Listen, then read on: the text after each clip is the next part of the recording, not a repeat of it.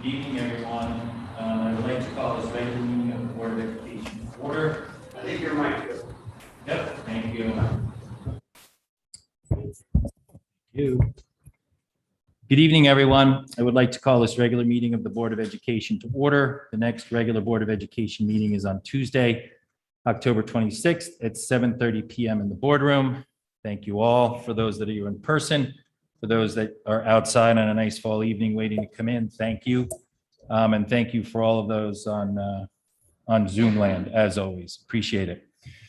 I want to make sure everyone understands that all the conversations and discussions that have gone on over the last several weeks, that as a community, the leaders, Dr. Adley, myself, First Selectman Stevenson, other members of boards and committees have all been in discussions and talked with each other about what's going on and how we move forward as a community. So it's not specific to the district or the schools, but we're looking at it from a community standpoint, and we'll continue to do that. And all the input, comments, emails, everything is important. So we'll continue to listen and continue to work through it. I really was not sure how to start this evening, but I think my philosophy of keeping it simple works. Schools exist for children. It's the best way to get back to the focus of the Board of Education work, the role of the administration, and the daily responsibilities of teachers and staff. The mission of the Darien Public Schools is to work cooperatively with families and the community to provide for its students a safe, supportive, respectful, and intellectually challenging learning environment that promotes personal excellence through active, collaborative, and creative thinking that stimulates individual development of the skills and integrity necessary to become productive members of society. I think it's important we always true up back to that. For all of you in attendance tonight, and specifically our students, we want you to know that we hear you, want to act with you, and support you in every possible way. Your suggestions and words have meaning and will help create a safer environment in all our schools. We want your voices, thoughts, concerns, goals, and anything else you want, we want to hear it. Please do not hesitate to use your voices tonight and regularly make your school communities a safer, more inclusive, and creative space for all. For the teachers in attendance tonight and listening in, we hear you and thank you for your professional, passionate letter. It is important to listen and hear all viewpoints. Your opening sentence in paragraph 2 sums it up. Teachers enter this profession for one simple reason: children. I believe that works with our district philosophy of schools exist for children. We want you to be able to deliver creative, engaging, and collaborative environments in your classrooms so that you can bring the best to all students. Your words are incredibly valuable to our school community, and we want you to know that you are heard and play a key role in the process of creating a safer, more inclusive, and creative environment in our schools. I feel as important as we talk about our community and coming together, I reference an almost immediate response on a Facebook page to the teacher's letter. The headline is, "Teacher Group Bullies Parents." Is this really how we want to move forward? By not valuing or listening to another point of view? So bullying replaces dialogue and agreeing to disagree, discuss, and do what's best for all to move forward as a community? Bullying, by Merriam-Webster, someone we all know, a blustering, browbeating person, one who is habitually cruel, insulting, or threatening to others. So in the interest of our students in being role models, do we really want to use the word bully, bullies, or bullying and reference our teachers who are the backbone of one of the highest rated school districts in the state and nationally? It stops now. Is this really the new normal? I warn us all as a community. This is spread beyond our small town borders. And if you think this will not impact hiring, people thinking about retirement, and people that want to come and have their career here, you are wrong. And without our teachers, staff, and administrators, we become a community with beautiful homes and nice beaches on Long Island Sound. For our parents in attendance tonight, Your relationships with your children and life experiences you bring to the table are incredibly important to our school community. Thank you for the support and always investing in our district to be a leader in education. We hear you, see you, and respect your input. We want you to feel you have a collaborative relationship with your children, their teachers, our board, and the administration. We do this together. We need all parents to be present after school, at the dinner table, or might I say 10:20, on the weekends, on the sports fields, and in the auditorium for music and theater productions. The role model responsibility moves between the classroom and the home every day. All three groups, students, teachers, and parents, are important to us to get our education system and community to a place where everyone feels safe and included. The environment must be diverse, inclusive, collaborative, creative, and effective in getting our students to be the best versions of themselves. For our students to use their own minds to be creative and effective with their work. For our students to not hesitate to be leaders in their community and treat others the way they want to be treated. The administration, board, staff, and community leaders are working on all this. We're working through our strategic plan, which includes diversity, equity, and inclusion. We're looking at resources within and professional organizations outside the district that can help us move forward as a community. This is a work in progress and a joint effort with the community, and we hope each and every one of you uses your voices to help us get to where we need to be. At this point, the constant question of how did we get here is over. We don't need to talk about it anymore. It's how we move forward. Everyone's voices need to be heard. Everyone's ideas need to be expressed. All perspectives need to be seen. Goals need to be achieved. We agree to disagree and continue the conversation. And as a community, we do this together. Thank you. We will now move to public comment. Good evening. If you would like to speak during public comment, please click the participants icon on the bottom of your Zoom screen. Next, click the raised hand option. You will notice a blue hand icon appear in the upper corner of your screen where your face and/or name or number appears. When it is your turn to speak, the facilitator will identify you and announce that you are unmuted for public comment. Once recognized and unmuted, please state your name and address. You will have up to 3 minutes to comment. Thank you, Michelle. We'll organize this a little because we have people inside, we have people outside, we have students. It's a school night. It's so good that they're here and we have people on Zoom. But I just want to clarify and go over a little bit about public comment. I understand a number of people wish to express and address the board this evening. The board welcomes your comments and values the different perspectives that members of the public share in public comment. On behalf of the board, I wish to remind those offering comments to follow our guidelines for public comment. Speakers may speak for up to 3 minutes. We expect comments to be respectful and civil in tone. We do not permit name calling, raised voices, or vulgarities. As it is our custom, the board views public comment as an opportunity for members of the public to share your concerns with the board and board members. Board member discussion on any topic must be on the agenda for the meeting, and information we receive from the public during public comment may be the basis for future agenda items. I've said this repeatedly over the last several board meetings. In these days of social media, it is important to remember that we are responsible for statements we make. Inferences drawn or comments made on social media are at times incorrect, and speakers must be careful not to repeat false accusations. False accusations can be unfair, harmful, and even defamatory. We strive to be accurate in our description of the facts, and we ask that members of the public take care to assure that any factual assertions they make are fair and accurate as well. I appreciate you all listening, and again, respect all the public comments, and we welcome all. So we'll start with our students. First student, if you'd like to come in, you can all stand in the back there, that's fine. And Michelle, do you, so how this works is you state your name and you state your address, and then you have 3 minutes to speak. Okay. Thank you. I'm Maggie Ramsey and 229 Long Neck Point Road.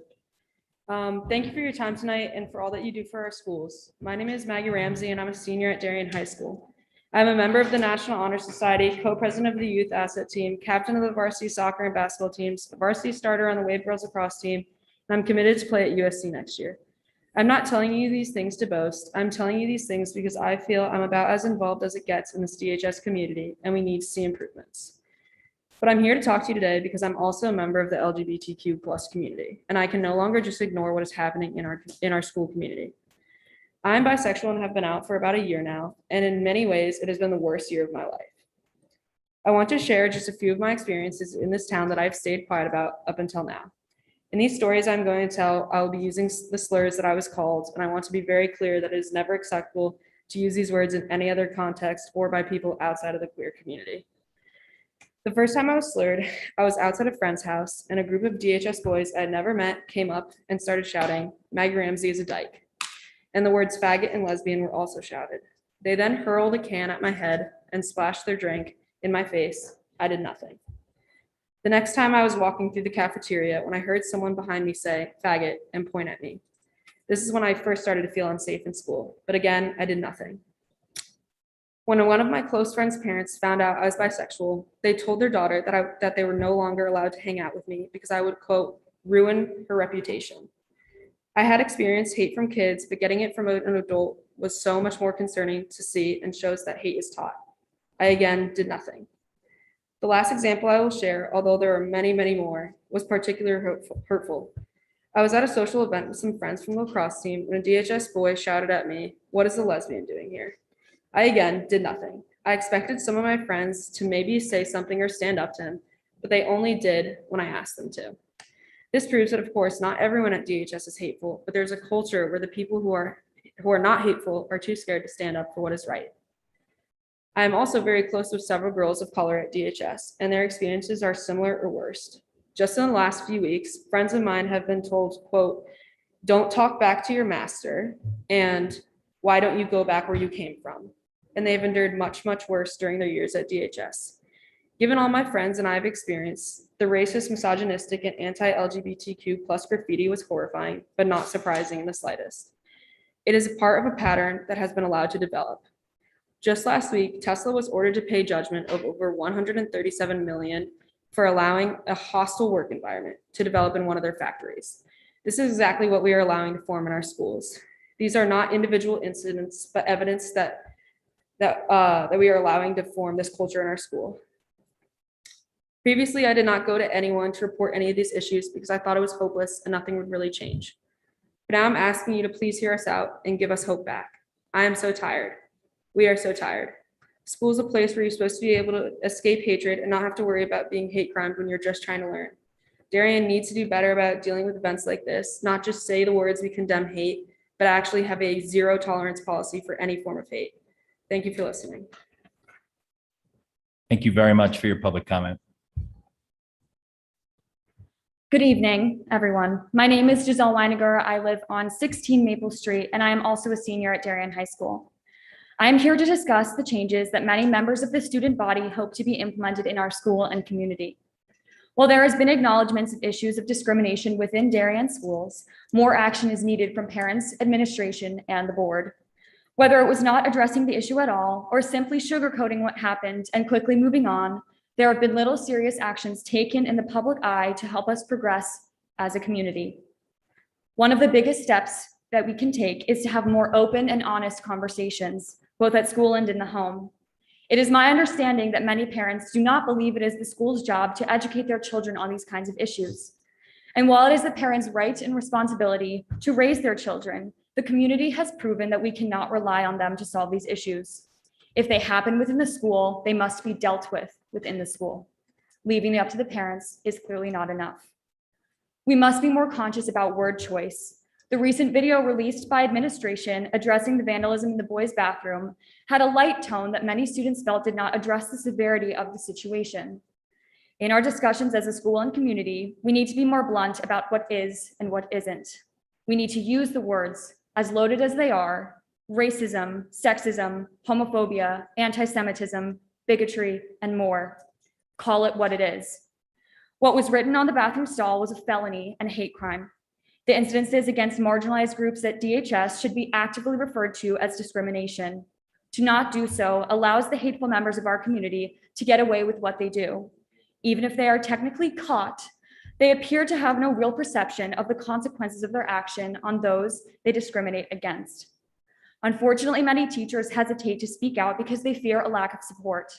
Defining what is too political or inappropriate to discuss in a classroom is certainly subjective.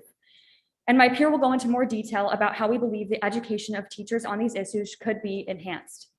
But there should never be an instance where a teacher gets in trouble for calling out an ignorant student for discrimination.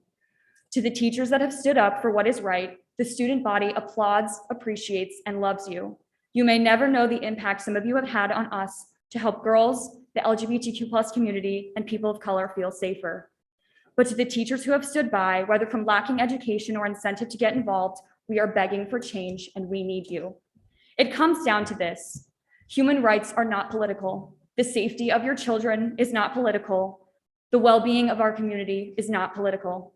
If we want this community to be uplifted and united, we must take the actions towards change and progress ourselves. The collaboration between students, faculty, and the administration is essential to win this battle against hatred. It starts with me and it starts with you. Thank you for your time. Thank you very much for your public comment. Hi, everyone. My name is Libby Patterson, and I live at 23 Fitch Avenue. Like my two peers who just spoke, I'm a senior at Darien High School, and like Maggie, I am also a part of the LGBTQIA+ community. Like both of my peers here, I am also disappointed and disgusted by the pattern of discriminatory behavior I have witnessed in my time in Darien. I have seen students time and time again exhibit actions of blatant racism, sexism, homophobia, and anti-Semitism. The Board of Education and the administration should both be doing more to protect students like me from these horrible experiences. One of the most important steps that needs to be taken in our community is that hateful actions need to be met with real punishments.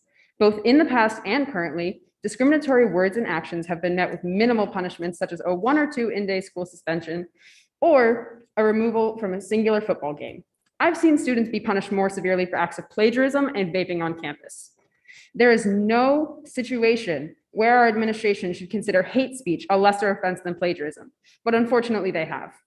Our administration needs to begin giving students real consequences that will show them that their hate will not be tolerated. The second action that needs to be taken is the implementation of adequate training for our staff members. As my peer stated, some teachers feel that they would not be supported were they to lead conversations surrounding identity issues and discrimination.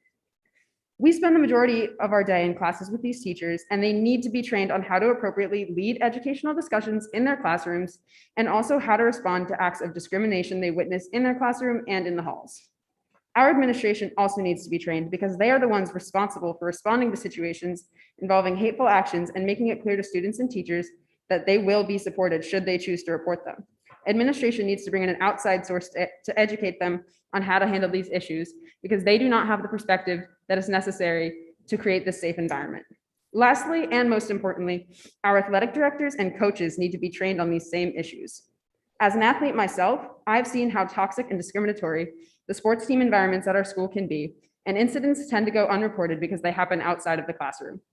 Our coaches need to receive training so that when issues of discrimination arise on their teams, they can recognize it, know how to properly address it in that moment, and understand that it is their responsibility to report these actions for the safety of their players. Students who actively engage in hateful speech or actions against the members of marginalized communities should be removed from their sports teams for a season to show them that they will not be allowed to partake in athletics if they are contributing to a hateful environment. The school should never prioritize a strong athletic program over a student's feeling of safety and validity on their teams. Our school needs to do better. We've consistently claimed that these actions do not respect our community values, but I've seen nothing to prove that's true. As far as I'm concerned, these are exactly the values that Darien supports. Darien needs to be an environment where all students feel safe and valid in their identities and also feel like they have a support system that will appropriately respond if they become a victim of the hate that has been ingrained in this town for so many years. Right now, our students feel alone. Please take action to show them that this is not the case. Thank you for your time. Thank you for your public comment. Hi, I'm Emma Degraff. I live on 109 Mansfield Avenue. I'm also a senior at this school. As you can see, I'm a little bit emotional. Well, I love public speaking and fighting for what I have to believe in. I'm disappointed that I feel the need to do so tonight and that others feel the need to do so tonight too. This isn't standing up for what I believe in. These are human rights. This is feeling safe at school when I'm trying to learn. I wish that one of the best schools in the country, we hear that all the time. I wish that, I'm sorry. I wish that at one of the best schools in the country, students wouldn't feel threatened and harassed when they're just trying to learn. I wish that the only thing that students would have to worry about at school is a test that they forgot about and not something that they're born with, about their identity, something that they can't change. I hope that you can hear the young voices speak tonight and that you can show us that you care and you can show us the change that we're looking for.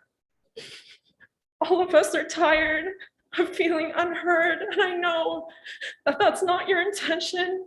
I know you want to show us that you care, so please do.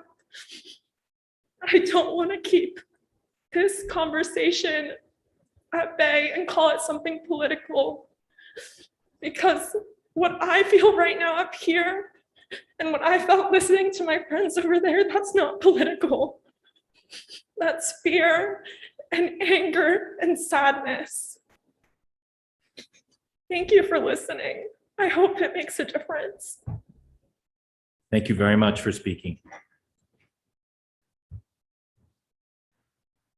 Thank to all of you for coming in on a school night and speaking. Appreciate it.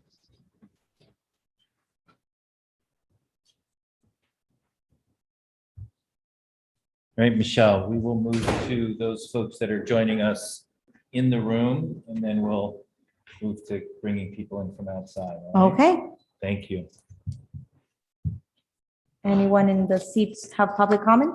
Yes, please. Anyone that wants to come up for public comment in the room, please step up to the podium. Name and address. I know it's difficult with the masks, but just in order for Mrs. McCammon to capture the name and the address, please speak as loudly as you can. Thank I've you. already lectured in a room this size for 80 minutes today with no microphone. Beautiful. So Thank you. I think I'm okay. Thank you. I'm Dr. Abigail Hornstein. I live at 17 Edmund Street. I think my time starts now. So I'm Dr. Abigail Hornstein, and I'm speaking tonight for my professional identity as the Woodhouse Cisco Professor of Economics at Wesleyan University. Wesleyan is nicknamed Diversity University because we have an extraordinarily diverse student body. It is well known that diversity strengthens educational outcomes for all students. Economics is now the largest department, and each semester we teach more students than Darien High School. Economics has profound problems with diversity, and yet we know that a variety of changes to the academic environment can profoundly alter the level and composition of enrollments and resultant class atmosphere.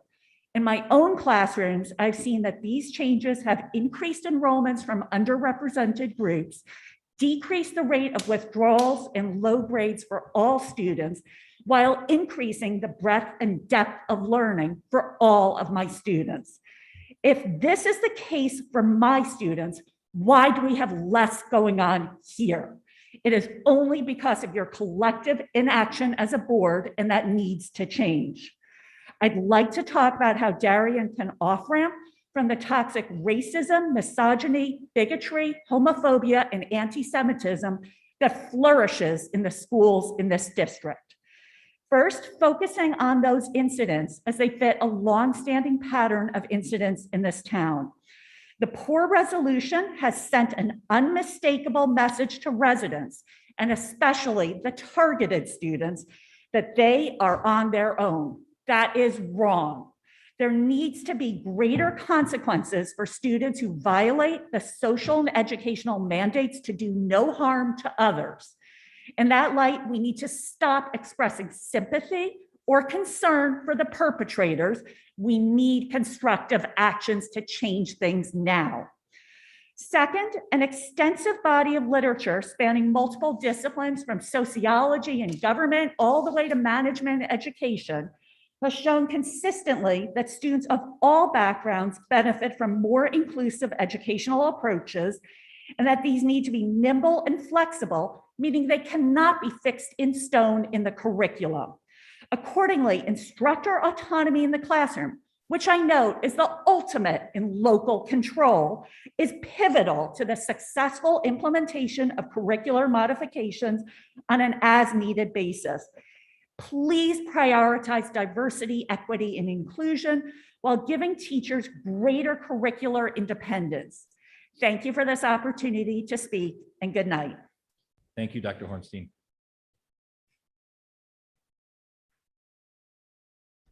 Susie Flaherty, 6 Lake Drive. Folks, a serious threat to the quality of our education in Darien is risen. A small but loud group of people with an antiquated agenda have decided that they are qualified to dictate what should be taught to our children. Not the administrators we vetted and hired, not teachers with degrees in education and years in the classroom, but parents with their own personal priorities. An imaginary crisis has been manufactured by this small but loud group in order to weaponize the classroom for their own self-interests. We don't have to imagine what muzzling our teachers is doing to them as professionals. We can read about it in the Darien Times op-ed. But let's imagine what's going to happen to our kids. Students will sit in a classroom trusting that they are learning all there is to know, but instead they will be taught on a need-to-know basis, partly determined by what a small group of parents want for their children. The rest of it will be taught by the good people at YouTube with no one to guide the kids through misinformation and bias, because that lesson was thrown on the flyer by the curriculum police. But let's talk about what's next if we don't stop this insanity. Teachers will leave us for a community that actually respects them. The best educators will know that Darien teachers who wish to prepare their students for the real world need not apply, and they will not apply. Our kids will be taught by whomever is left over. Parents got the email today. NEASC, the New England Association of Schools and Colleges, is coming to DHS. NEASC works with schools to establish and maintain high standards for all levels of education, and will be the ones that recommend Darien as a high-quality school system. But will they this time around? I'm worried, and you should be too. One of the many things NEASC will look for in Darien classrooms is inquiry, problem solving, and higher order thinking skills that require learners to engage in some of the following: activities that prioritize deep understanding, analysis, creativity, making connections, and understanding relationships, critical and creative thinking, dispositions such as independence, flexibility, and persistence. This is already being done done well by our teachers. There is no crisis. The people who are qualified to keep Darien at the leading edge of education are the teachers who have degrees in education, are certified by the state, and actually in the classroom. My experience as a parent has shown me that the avenues for my input are already in place and they work. If you want to see your child's curriculum materials, make that phone call. Ask the teachers to see them. Decide what you're uncomfortable with your child learning and omit that part of that learning from your child. But don't you dare try and censor what my child is going to learn. Thank you. Thank you, Susie Flaherty, for your comments. Teresa Vote, 22 Circle Road. I just want to make clear that I am on the RTM Education Committee, but I am not speaking for the RTM Education Committee. Mr. Deneen, I'd like to thank you for your opening remarks. They were fantastic. And I also want to say how powerful those girls were. As we said tonight, and we seem to say every time, schools exist for children. We say it, but do our actions show it? The last few years and the last month have been difficult ones for those members of our community who have often felt marginalized. Swastikas on buildings and desks, homophobic and misogynistic graffiti. I saw the snapshot of what was written on that bathroom wall. I printed it out here. Imagine going to school every day knowing that there's a group of your peers who would like to kill you because you're gay. We as a community say all the right things. This is not who we are. We condemn these actions. We as a district seek to educate our children on diversity, equity, and inclusion. Last week, the students at DHS were shown videos about how they should stand up for each other and speak out about their experiences. One group at DHS took to Instagram to speak about how they feel about what has been going on in the last week. I just lost my spot. And how it made them feel. Rather than try to empathize or understand their feelings, they were instead attacked by adults in a closed Facebook group. And I quote from one comment there, "Absolutely sickening. Professional politicians poisoning the Black Student Union at DHS as well." Another comment in that same closed group on another post stated, "He seems to only care about gays and Jews." These comments are dismissive of what our kids are feeling and experiencing. Is it any wonder they rarely come forward when they see something? They not only have to worry about being gaslit by their peers, but they have to worry about being attacked by the adults. We can teach our kids to be kind. We caution them to watch what they do online and how they should treat others. We ask them to be good digital citizens. But then we have a member of the Board of Education take to social media and tweet at another volunteer in town, "Nah, nah, nah, nah, nah," or comment on a Facebook post live seen from the DTC headquarters with a picture of a dumpster fire. Those are the kinds of comments and posts that would likely send one of our kids to the principal's office. So I go back to the Instagram page that had been attacked, of that high school group. And it says, "We tell students to watch what they say, but look at the adults they have to look up to." So while we're in the business of guiding and teaching our children, maybe we should take a moment to listen and learn from them instead. These are the snapshots. Thank you, Teresa.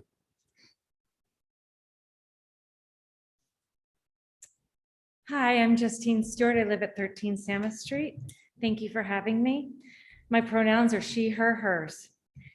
The last time I spoke here, I was asking for stadium lights for my kids to play under, and that was an easier conversation. I've raised 5 children that graduated from Darien High School: Rock Baylor, Carson, Riley, Ren, and Maisie, all graduating between 2016 and 2021. Our family also hosted an ABC daughter. Over the past few weeks, hate has overwhelmed us in this community. Specifically, race, religion, gender, and one's sexuality have been targeted in our children's safe spaces, their school communities. I cannot imagine what it feels like to be part of a minority population in this town. We are currently not protecting our minority students, nor are we preparing all students for the real world. Darien is a historical sundown town and is now a Caucasian bubble that our children grow up in. In the real world outside of this bubble, we call Darien, 60% of people identify themselves as white non-Hispanic. Here in Darien, it's 91%.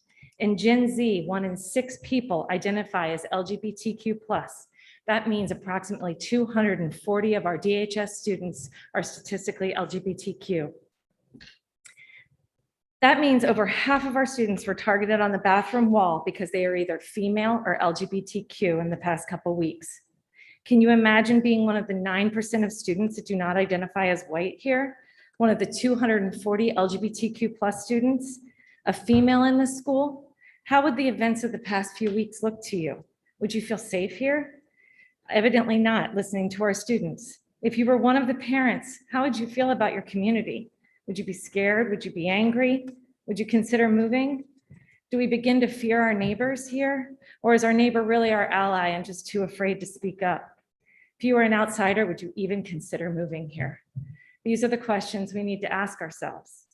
Children are to be forgiven and are often just repeating the messages they hear at home. And I sincerely hope that the children at school that were part of any incidents learn, because as we know better, we do better. As adults, we know better. And when we don't, we should educate ourselves and apologize more in the wrong.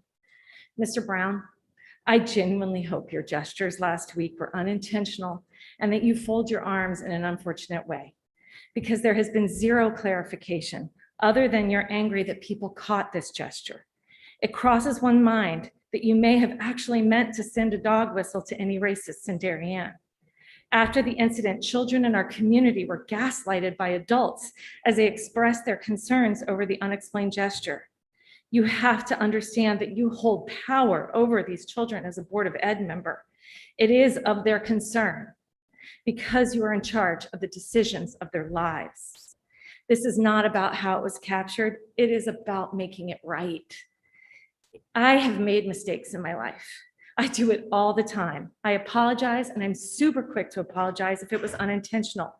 We are continuously learning as humans, And I hope you now understand your power and the power of hopefully an unintended gesture. Mr. Brown, it's time that you need to make a statement to this community and to the children that are living in fear here as to what the intent in that was. I want our children, as does everybody here, to feel safe, respected, and cherished. Please do the right thing and make a statement so it's clear as to what your intentions were and how our town can become healing and combating the fear and hatred that seems to be growing by the day. Thank you. Justine Stewart, thank you for your comments. I need to remind everyone to please try and stay within the 3 minutes. We've got a lot of people that we want to hear. I appreciate that. Thank you. Good evening. My name is Malin Gasserud and I live at 35 Driftway Lane. I have 2 sons who graduated from Darien High School and 1 daughter who is currently a junior. Nelson Mandela famously said, "No one is born hating another person because of the color of his skin or his background or his religion. People must learn to hate." So I ask you, members of the Board of Education, leaders of the schools here in Darien, what are our children learning from you? In the past month, a high school student was reportedly bullied after identifying with a conservative ideology. The board responded with an hour-long conversation during a meeting about curriculum development and how closely classroom materials are vetted. There were many questions for the superintendent and strong points of view given by various board members. The next week, homosexuals were threatened with a message written at the high school, and the resulting conversation at the board lasted maybe 5 minutes. Several members seemed more interested in looking at their phones than participating in the discussion. It was also revealed that an anti-Semitic message had been posted to a DHS football social media account, and I don't think any questions were asked about that. Nobody wanted to hear from the athletic department about the climate on the DHS teams. Last week, a sitting member of the Board of Education displayed a widely recognized symbol of hate during a televised event, and there has been complete silence. Whether or not the symbol was intentionally displayed or was it an accident, don't some of you want to hear an apology or an explanation? I believe that we have reached a crossroads and it's time to rise above partisan disagreements in a misguided attempt to gain power or build coalitions on the board. The hate that is raging through this town is not partisan. It's simply hate. This is a human issue, not a political issue. We have students who have been threatened and feel unsafe, and others who simply feel that they cannot be the person they want to be. We have teachers who feel attacked and others who feel unwelcome in our classrooms in Darien. We have community members who cannot look their neighbors in the eye after reading their posts on secret or even public websites about the ridiculousness of the diversity conversation or criticizing others for, quote, caring only for gays and Jews. This is a human issue. Nelson Mandela also said, if people can learn to hate, they can be taught to love. For love comes more naturally to the human heart than its opposite. It's time to put all of the children and really people of Darien first, not just like-minded people or those who have similar values. It's time to address bullying and find a way to keep hate groups out of our schools. It's time to advocate for those who feel offended and unsafe at school. It's time to support the teachers who are doing their best to develop good global citizens. It will take every one of you to figure a way out of this. I believe that all of you can do better. Thank you, Malin.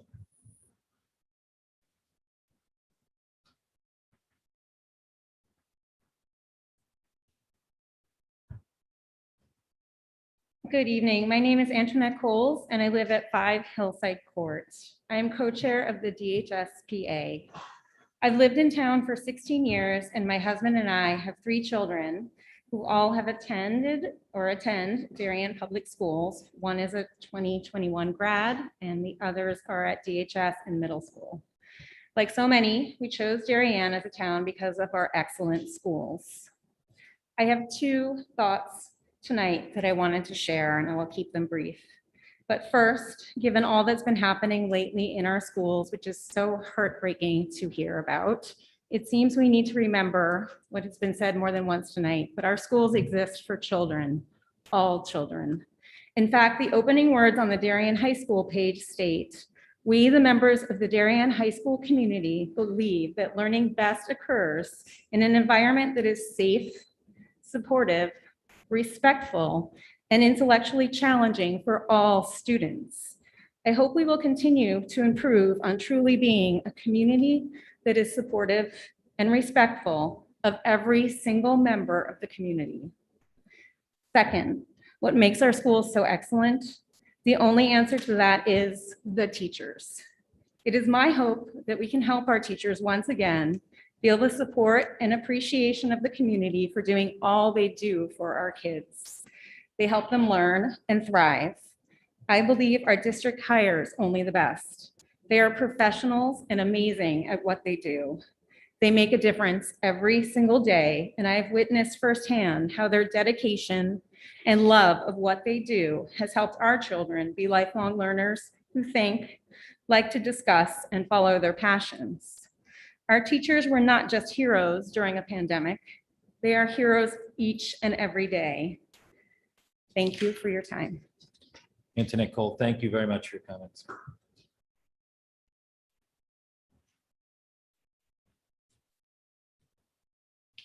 I'm Amy Zurby, and I live at 9 Morehouse Drive. My pronouns are she, her, hers.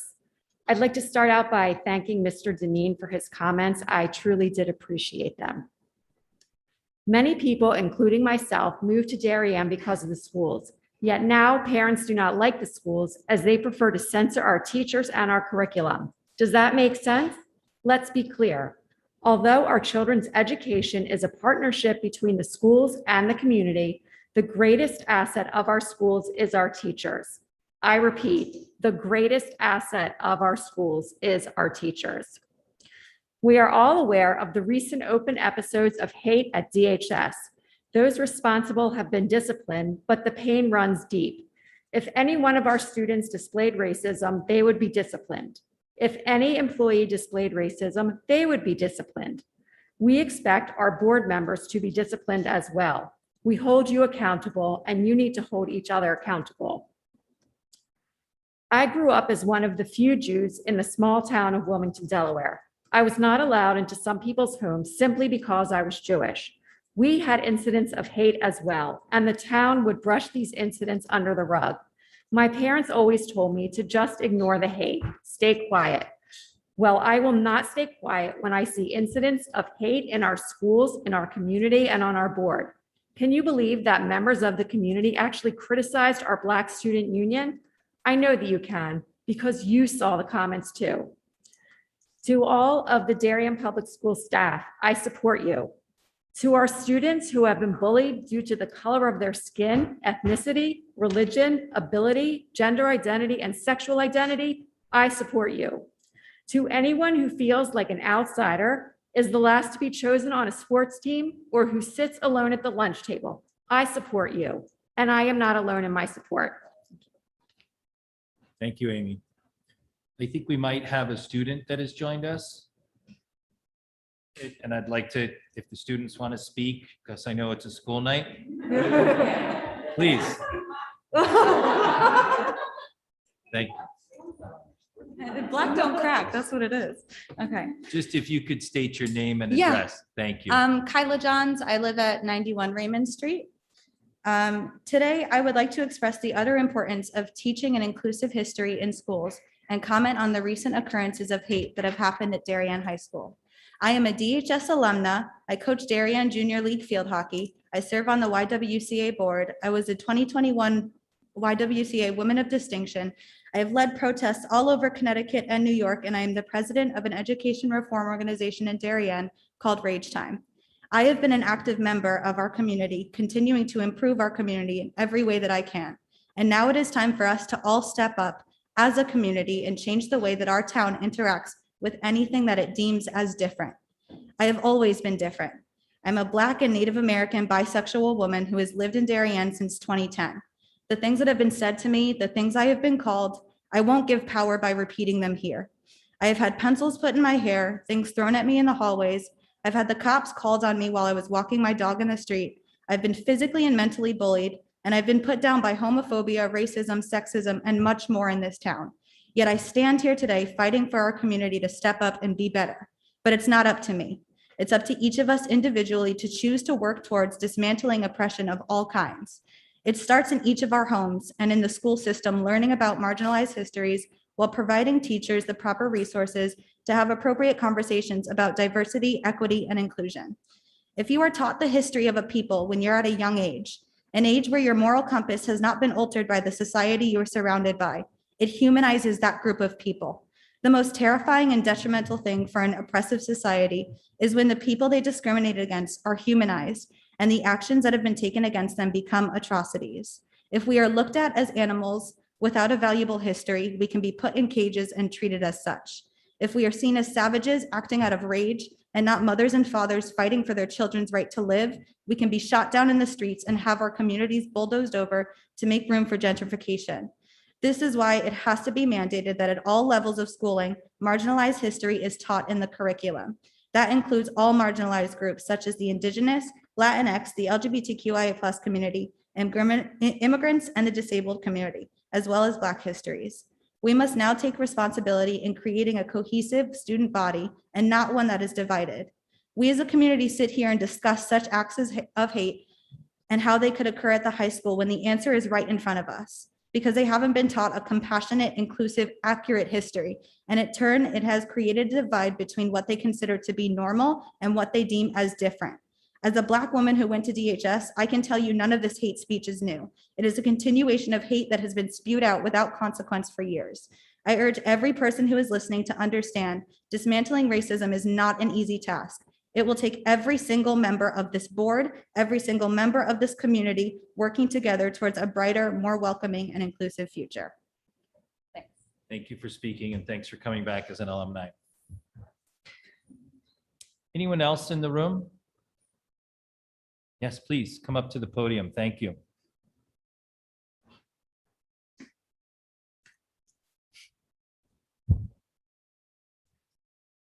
Hi, my name is Natasha Thomas. I live at 6 McLaren Road South. And first, I want to thank the students who spoke tonight, each and every one of them. It was an act of bravery that was unparalleled in the last couple of weeks. I was deeply moved by their statements. I had no idea. And I think that the last speaker who talked about humanizing these events is exactly what needs to happen, and that now we're really getting somewhere. We need to hear exactly what's happening. We need to know that. And I believe that diversity, equity, and inclusion is only going to happen if we all work together and we get to hear stuff like that. So I want to thank them. I mean, they were so articulate. I'm like, oh my God. I mean, their comments were better than a lot of the adults that I've heard. So I do want to say thank the board for putting together a curriculum review board. The big question that we have is who will be on that board. I think we should probably look at some of the women who spoke tonight, the students, and consider them. So if the board would ask the administration, I think it's Mr. Tranberg who is in charge of putting that together, how that will be assembled and how we get viewpoints from everyone so that we can work together, that we have teachers who are involved. One of the things that the students said was that they really wanted for more professional development, both with the teachers and with the athletic directors and coaches. And so I think that that's a great start. The teachers, I read that letter from the teachers, and if they're feeling like they're under attack, we need to protect them by giving them a framework to work within, right? And so if we can work together to give them a framework of, you're safe working within this, then there's nothing to go after, So I think if everybody has a voice here, that's really vital, and that the assembly of putting together this team is critical. It's important to have, lots of different viewpoints, but particularly from the marginalized communities, we need to hear more about what's going on so we can address that specifically. That's it. Thanks. Thank you very much. I see people are coming in from the outside as seats become vacant. So thank you. Please just step up to the podium. Thank you very much. Thank you. Good evening. My name is Lila Bucktoon and I live at 12 Dubois Street and I am the co-chair of the DHSPA. Thank you to the board and the administration for your time tonight. I quote, "Darien schools are the best of the best. They hire only the best teachers." Excellence of education is why so many of us chose Darien as the place to raise our families. This excellence comes from the talented, dedicated professionals educating our students from kindergarten through senior year. Our teachers should be celebrated and supported for what they do every day. They go above and beyond for all of our students. Our teachers should feel safe to teach. They should feel safe to be the exceptional teachers they are. If they do, they will continue to provide our children with the highest level of teaching, preparing our children to thrive and succeed long after they have left Darien. Thank you. Thank you very much for your comments.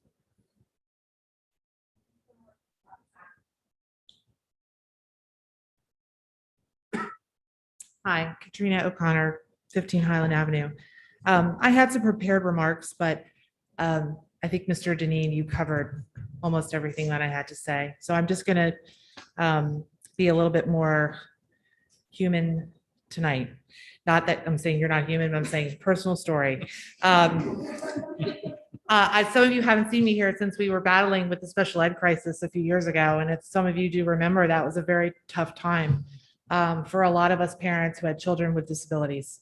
And we worked through that crisis. We worked with the state. We worked with professionals. We worked with our teachers. We worked with our administrators. And we worked with our board. And we got through it. And I'm proud to say that I have a very happy 8th grade son at Middlesex Middle School who is accepted and loved and taught. And hearing the stories that I heard tonight about the high school, seeing the things I've seen over the last couple of weeks, I have to say, I am pretty terrified to send my son, who does not see race, does not see difference in people. He just sees friends. And I hope that you take some of the comments that you hear tonight and you put them into action. And you teach our kids, you help our kids, you help our teachers, you support our parents, because I want my son to be proud to be at Darien High School. I want to be proud for my son to be at Darien High School. It's important, it's critical, it's who we should be, it's who we are. And I thank you for your time. Thank you. Thank you very much for speaking. Is there anyone else outside? We have a couple empty chairs. Anyone else wants to speak while we're looking for people outside? Okay, thanks. Michelle, do you want to, we can always go back and forth. Michelle, do you want to look for our friends on Zoom? Absolutely. Belinda Fang, you are unmuted and recognized.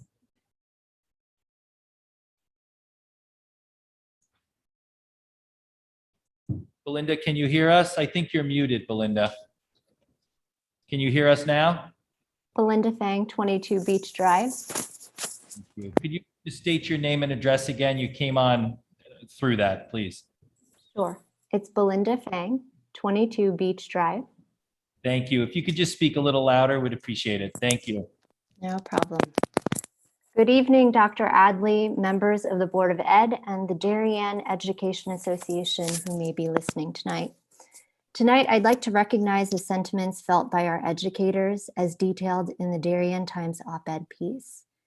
I'd like to encourage our teachers that in spite of all the noise, to not be disheartened and to please press onward in educating our students in ways that spur decision-making and incorporate the importance of having different points of view. To use their expertise and teach in a way that connects different ideas and inspires creativity so that our children are rightfully prepared for life outside of Darien and for life where they can identify racism and discrimination and be able to stand up for what's right. There's a genuine need for deeper thinking, especially as our society continues to evolve. And in this town where we are lacking of almost nothing, ironically, there is a noticeable void of challenging our youth to participate in critical thinking, to pinpoint issues and collect information, to examine, scrutinize, and decide what's relevant, to self-evaluate, draw conclusions, and then finally to explain their reasoning. Critical thinking requires deeper analysis, and deeper analysis produces deeper understanding, resulting in individuals who feel empowered to be independent, innovative, and successful, not only in academics, but in real life. Critical thinking blasts through the surface level of a topic, and it is the pinnacle of all learning, where information begets knowledge and knowledge begets wisdom. And it can only be done if there is a mediator who is willing and unafraid to lead the classroom and facilitate these hard discussions. I stand with the parents in this town who believe in the potential of our children, who support the daily efforts in challenging them, and ask that our educators continue to do so. I'm grateful for the opportunities teachers are creating for our students, because I recognize that if they are sheltered from hard topics at school, then my efforts to educate them at home can only go so far. I echo the sentiments of wanting our children to feel protected, confident, supported, and loved, to thrive regardless of their interests, strengths, weaknesses, similarities, and differences. To that, I would also add resilient, because despite the divisiveness that our children obviously see amongst the adults, it is evident that we are raising a generation that has expressed their relentless desire for a world that holds kindness, compassion, and empathy in the highest regards. I seek to weave these values into the very walls of my home, and I ask the educators of our schools to do the same. There will be times where I will ask for clarity, for no one can deny that we, even as adults, need to grow. But rest assured, I will not be the one to stand in their way. Thank you. Linda, thank you very much.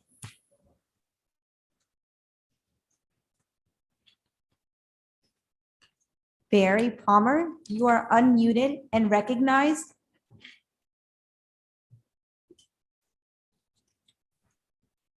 Thank you. Can you hear us? Yep, I can hear you. Thank you. Barry Palmer, 17 Putnam Lane in Danbury.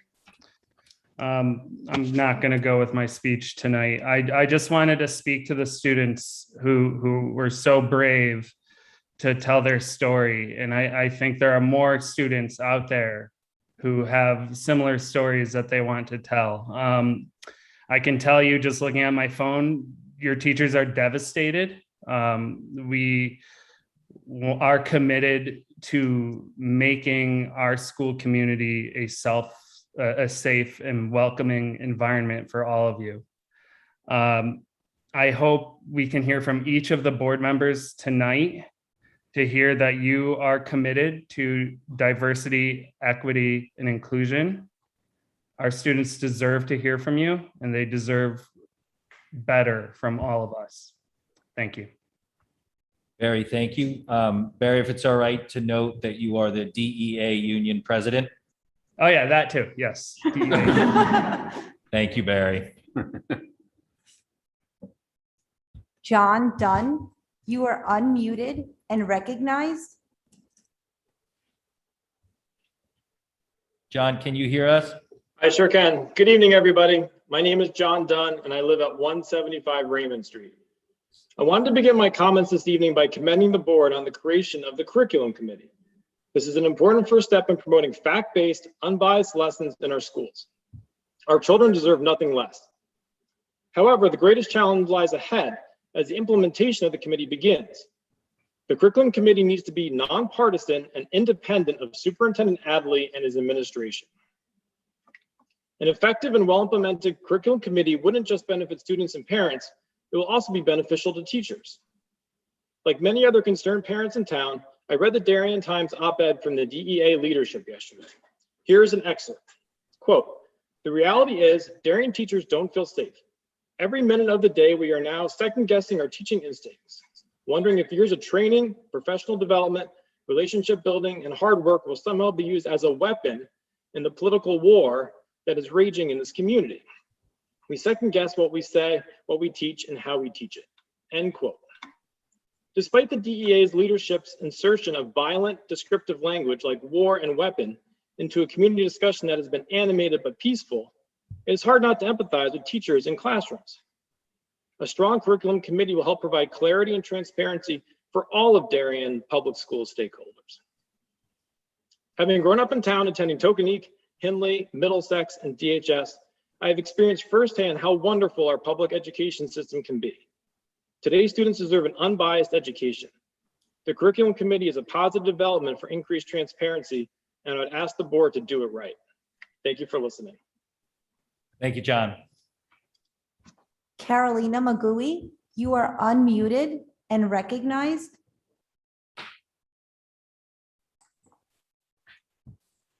Good evening. My name is Carolina Magawi, and I am in 28 Kensett Lane, and my pronouns are she, her, and hers. Before I read what I prepare, I wanted to say thank you to Mr. Deneen for his words tonight. I really, really appreciate them, and I hope we follow through with them. And I want to commend each and every student that stood up and spoke to us. It's heartbreaking, and I want you all to know that you have a contingent of parents that are standing behind you and will support you no matter what. Here we go. We say we are very proud of our schools. We have one of the best school systems in the US and certainly in Connecticut, and many, many people move to Darien for our public schools. But you would not believe that from what I have seen happen in our town the last couple of weeks, or what I've seen and have read about our students and teachers. It's heartbreaking. Here we are today, entrenched in what looks like a civil war that mirrors what we are seeing at the national level, where decency and respect have gone out the window, where we are allowing bullying, where we are failing our kids, and where it seems we're willing to sacrifice our own children's educations in order to make sure our personal agenda is supported by what we are teaching at our schools. We hire the best qualified teachers. We hire the best superintendent and administration we could find for our public school system. But here we are trying to burn the house down. How do we expect these people to continue to work under these conditions? At first, we demanded of them to teach our children during the pandemic at the cost of sacrificing their own families or mental health. Then we demanded for them to come teach our children in person, even if many felt uncomfortable or not ready to do it. Then we wanted no more masks in schools, even though it's literally what our governor under his executive order requires because local control. Do we know what our medical experts that have been advising the town and the school think? Why bother and ask? I have yet to hear them actually say that not wearing masks is the way to go. And now a small group of very loud parents are demanding to literally have teachers' lessons plans shared with them because they might be indoctrinating our kids or teaching them not our values. So what is next? Their heads? Yes, I'm being somewhat hyperbolic, but you all get my point. If you're not happy with our school system, with teaching our kids about diversity, equity, and inclusion, about pronouns, with preparing them for the real world outside of the invisible walls that surround our town, to exposing them to the curriculum approved material prepared by experts in their field because it does not jive with your values or your personal belief, with stronger consequences for those that hurt their fellow students, where a slap on the hand is not enough, you have a choice. You can either homeschool your children or send them to a private school of your choice that would teach them what you would like. But public schools do not work for a small group of loud parents. They are for the benefit of all the kids that go to them. And as far as I know, we do have one of the best ones in the country. I see it with my own eyes through my children. We all repeat that ad nauseum. We have the best schools, our teachers are the best. We have issues, but we can do the hard things to fix them. We can show our children from today on that we will do better. We must do better. So don't ruin our schools. And I implore you to shut down the websites that are so damaging as well. It is time to stop. You do not speak for most of the parents in Darien. It doesn't matter what your email address is. Marlena, you're at time. Thank you very much. You. Thank you.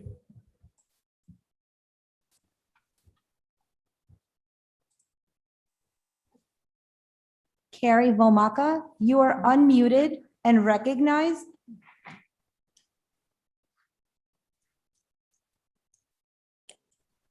Can you hear us, Carrie? I can now. Hi, my name is Carrie Vomaka, and I live at 24 Saltbox Lane. I'm here tonight to speak to our teachers in response to the op-ed in the Darien Times. I am sorry you don't feel safe. I support you. I know you are making personal and professional sacrifices every day to teach our children and to help them develop into thoughtful, compassionate adults. To do this, I entrust you with exercising discretion and nuance when warranted to create an inclusive environment of learning where all children are treated fairly and with care. From what I can tell, most parents in this town feel similarly. We support you and believe in the system that is in place today to ensure you are operating inside the lines of your job description while not being so prescriptive that you lose your passion for teaching. I also want you to know that the fears you express about having your lessons be twisted or taken out of context are real. I worry about this too. I've watched the chatter on social media unfold over the past several weeks with bewilderment. A virtual forum is not where productive conversation happens. The best antidote to rhetoric is calm, open, and non-threatening conversation. I'm sure you feel the same way, which is why I feel strongly that our teachers must know they are supported. Controversy makes for effective politics when elections are near, but we must recognize that what benefits a political campaign can do lasting damage to a community. So I ask, what parent actually wants to micromanage their child's courses?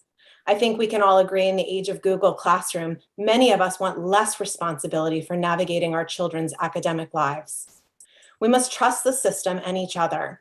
Parents, talk to your children. Make sure the lines of communication are open so you are not surprised by what they are learning. Model tolerance and kindness. Take up your concerns directly with your teachers or start a conversation with your principal. Teachers and administrators, you must hear parents out, but we know you are not required to comply with everything asked, nor should you be. Let discipline be swift and fair if necessary, and use your judgment to adjust curriculum. You should be allowed the discretion to teach and manage our schools in alignment with the expectations set out in our governing docs and strategic plan. To our teachers, we want to be your partners in education. I have full confidence we will get there. It will always be a journey and hard work, but please know we are right here with you. Thank you. Carrie, thank you very much. Kathleen Thompson, you are unmuted and recognized. Kathleen Thompson, 53 Goodwives River Road. To the members of the Board of Education, I'd like to thank you for giving me this opportunity to speak. As a new family to this community, I was saddened to read the op-ed written by the Darien Education Association leadership. I found the entire piece dripping with contempt for parents within this community, and I have to ask, is this really the voice of all the Darien teachers? Or is the DEA leadership utilizing a tactic to intimidate parents within this community who are vocalizing their legitimate concerns? The DEA states the reality is Darien teachers don't feel safe and will somehow be used as a weapon of the political war that is raging within this community.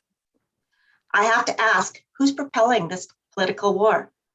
I question the true intent of the DEA when I think the word choice used throughout this op-ed was dragging through mud. Kathleen, can you pause for a moment, please?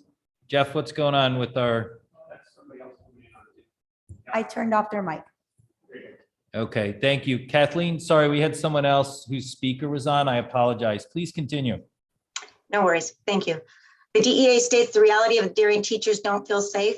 I question the true intent of the DEA when I think about their word choice used throughout the op-ed, such as dragging through mud. Am I going to be accosted? Weapon, war, raging, protect ourselves, broken, battered, ambushed, vilified, scared, casualties destroyed. This language is not only aggressive, but it's inflammatory and begs to question who's making this political. The DEA states Darien educators did not become teachers to push our political ideologies on children. This is fantastic, and what I believe all parents want. Let's use this as our starting point to something we can all agree upon. Let's make it official and include it in the overall mission statement of the Curriculum Oversight Committee. Let's ensure that this committee includes parents from both sides of the aisle. Your willingness to take this step will help restore the trust and support of parents in this community.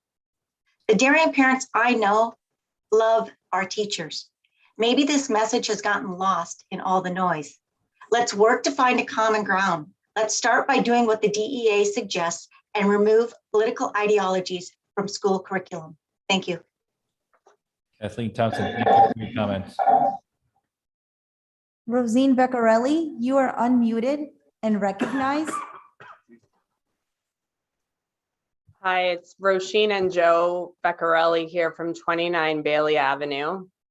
Our children are in elementary school, but we are in awe of the senior students who spoke tonight and are fully in support of them and their calls for action. We're also honored to have the opportunity to listen to Kylea Johns' insights as an important leader in our community. Further, we want to acknowledge the Darien Times op-ed titled, "We Cannot Let This Divisiveness Destroy the District." It was deeply honest and powerful and sad because of how accurately it describes what we can see and feel happening. We empathize with the stress and fear our teachers are expressing. To our teachers and principals, we can see you and your passion on behalf of our kids. We know why you became educators. We trust you and will continue to stand beside you. We echo your call for all of us in the community to work together to disentangle you from political narratives, so you can go back to being your dynamic and impassioned selves, and so you can better help us support our kids' ability to thrive in this increasingly complex world. Thank you for all that you do for us, even in the toughest of times. Thanks. Thank you very much for your comments. Alex Taylor, you are unmuted and recognized.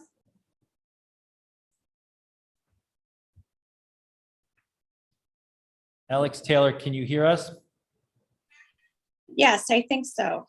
Okay, we can hear you. Thanks. I'm Alex Taylor at 4 Behringer Road, speaking on behalf of the Darien Special Ed Parent Advisory Committee. I want to first say thank you to the Board of Ed, and on a personal note, thank you, Mr. Dineen, and all the people who have spoken today. It's really very moving. We wrote this statement after the formation of the curriculum committee, so I wanted to just put that into context. With the reinstatement of the curriculum committee of the Board of Ed, we ask that the Board of Ed include special ed goals, methods, materials, assessments, and the planning and oversight of the curriculum committee.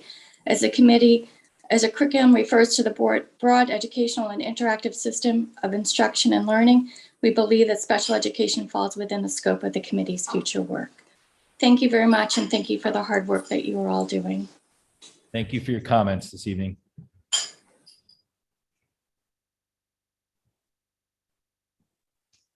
User last name Clough, you are unmuted and recognized. It looks like you're still on mute. Okay, I think we're good. Thank you. Roland Clow, 4 Duffy's Lane. This is my work laptop, and I'm known as Mr. Clow. I work in Bridgeport Public School as a restorative facilitator. I mediate juvenile criminal cases in Stanford as a diversionary and restorative practice.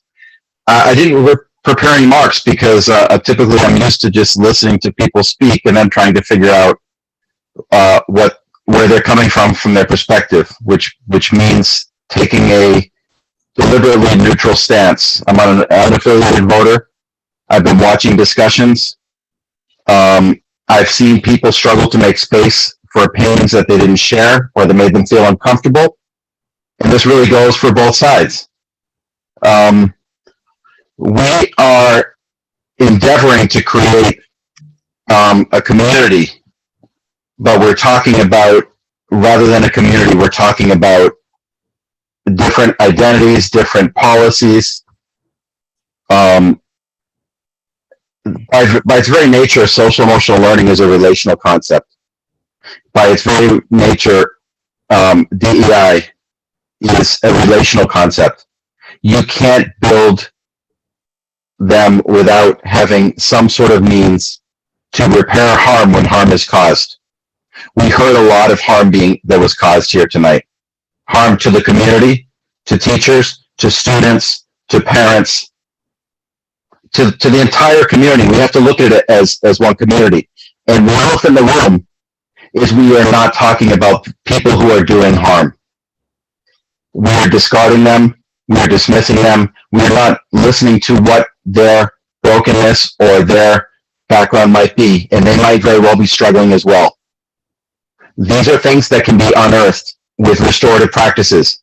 If instead of taking punitive approaches and looking for quote unquote justice, which really is a euphemism for punishment, if we dig deep and we try to figure out, let people who've been harmed speak their piece and let them explain how they were harmed to the people who harmed them, and let the people who harmed them do the same to the people they harmed, we might actually grow as a community rather than just push these things aside. We need to invest as a community in these practices. A good example was the test that was stolen, the midterm test. A lot of students were harmed and they wanted to be heard. There was no process for the people who harmed them to address the people that they harmed. And I think that we failed our children when we didn't do that. So I guess that's probably my 3 minutes, but I really encourage us to look at restorative practices.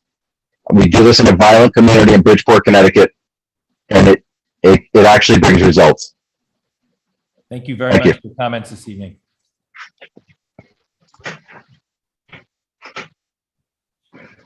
Louise Waylett Brown, you are unmuted and recognized. Thank you. Louise, can you hear us? Yes, can you hear me? All right, you're gonna have to speak loud or turn your microphone up. We can barely hear you.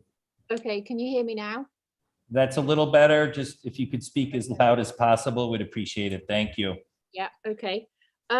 I'm so grateful for the leadership that Duke Dunning has demonstrated tonight in his opening speech.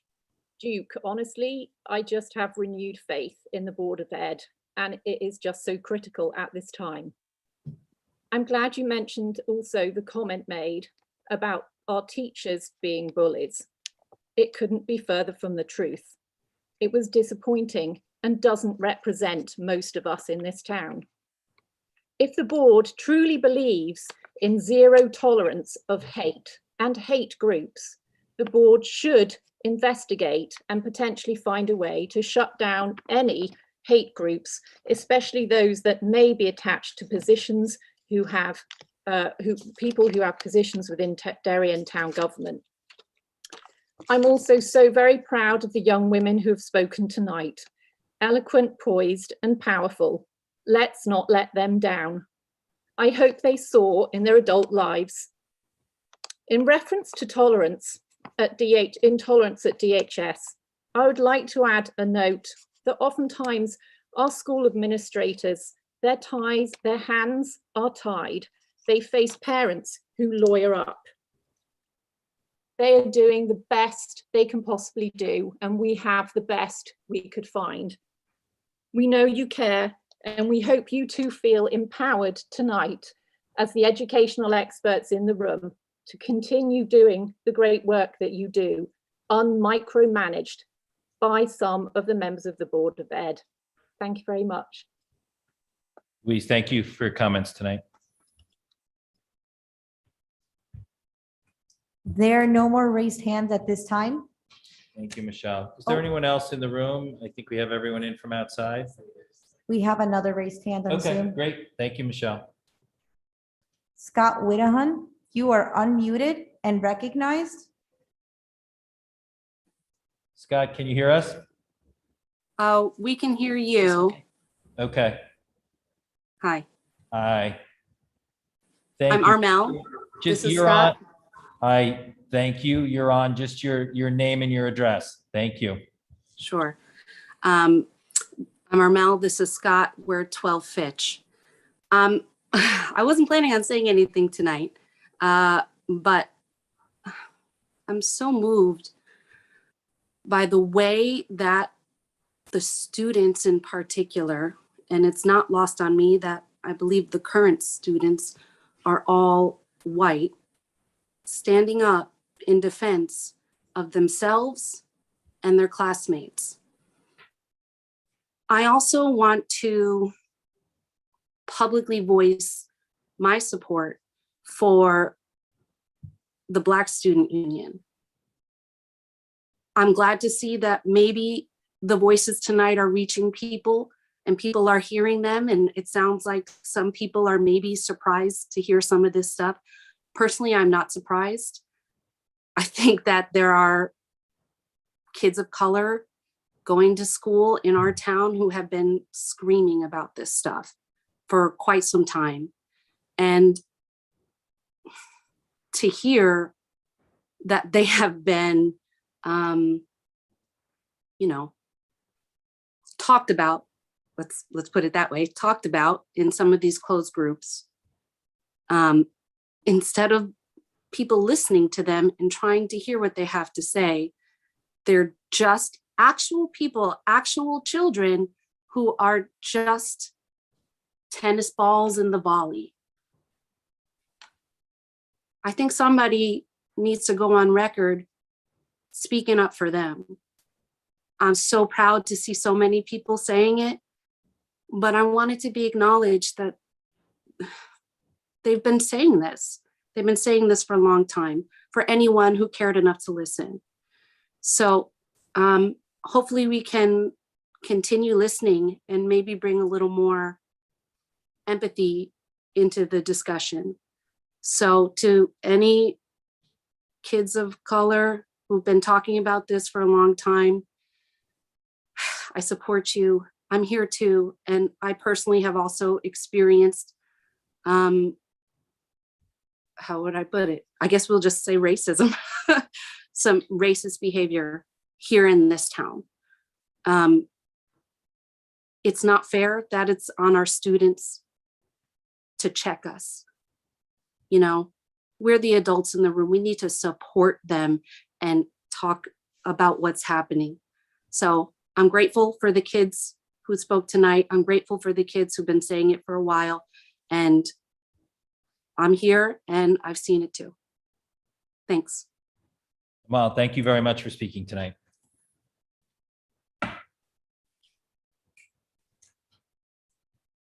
I'm giving them a second. No- Sure. No more raised hands at this time. Anyone, I think we have everyone in from outside. Anyone here? All right. Again, thank you all. Thank you very much for speaking, for those students and alumni for taking the time to come this evening. Thank you very much. We were listening and we heard all your words. Thank you.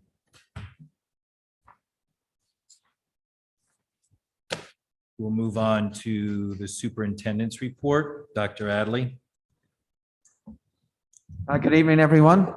And thank you to everyone who spoke, especially to our courageous young people. I think your voice spoke volumes to your character and your advocacy, and we are listening. Thank you, Mr. Deneen, for your comments this evening. Clearly, as relayed by our wonderful young people, it's been a challenging few weeks in the district on a variety of topics. Let's remember that despite being back in person, returning to school this year has been particularly trying for our staff and our students, as eloquently relayed this evening. This is a time when the staff and children need our collective guidance and support the most. Let us resolve whatever differences we might have by living out our core values of respect and civility for each other, but most especially for our children. Thank you to those members of the high school climate committee, the parents, the students, the teachers, the administration who worked to put together an intervention, albeit what we heard of how some people have received it, how some of our children received it, how some students may have received that intervention that initially tried to address issues of bigotry, anti-Semitism, racism, sexism, and all forms of discrimination. As we've moved forward to look at intermediate programs, we have reviewed a number of those. This particular Thursday, the principals of the middle school and the high school and central services staff will review two in-depth proposals, one from the National Council of Community and Justice around things like student voice and restorative actions. And also a secondary proposal from the consultant Ken Shelton, who will be working with the district's DEI committee. I am proud that the community and the board has gone on record as saying that this is an important topic, and they've done so through the adoption of the strategic plan. We've also reached out to the Interaction Institute for Social Change in Boston to help explore facilitating a community-wide discussion on this important topic. Thank you to everyone for your contributions during the past couple of weeks around these issues.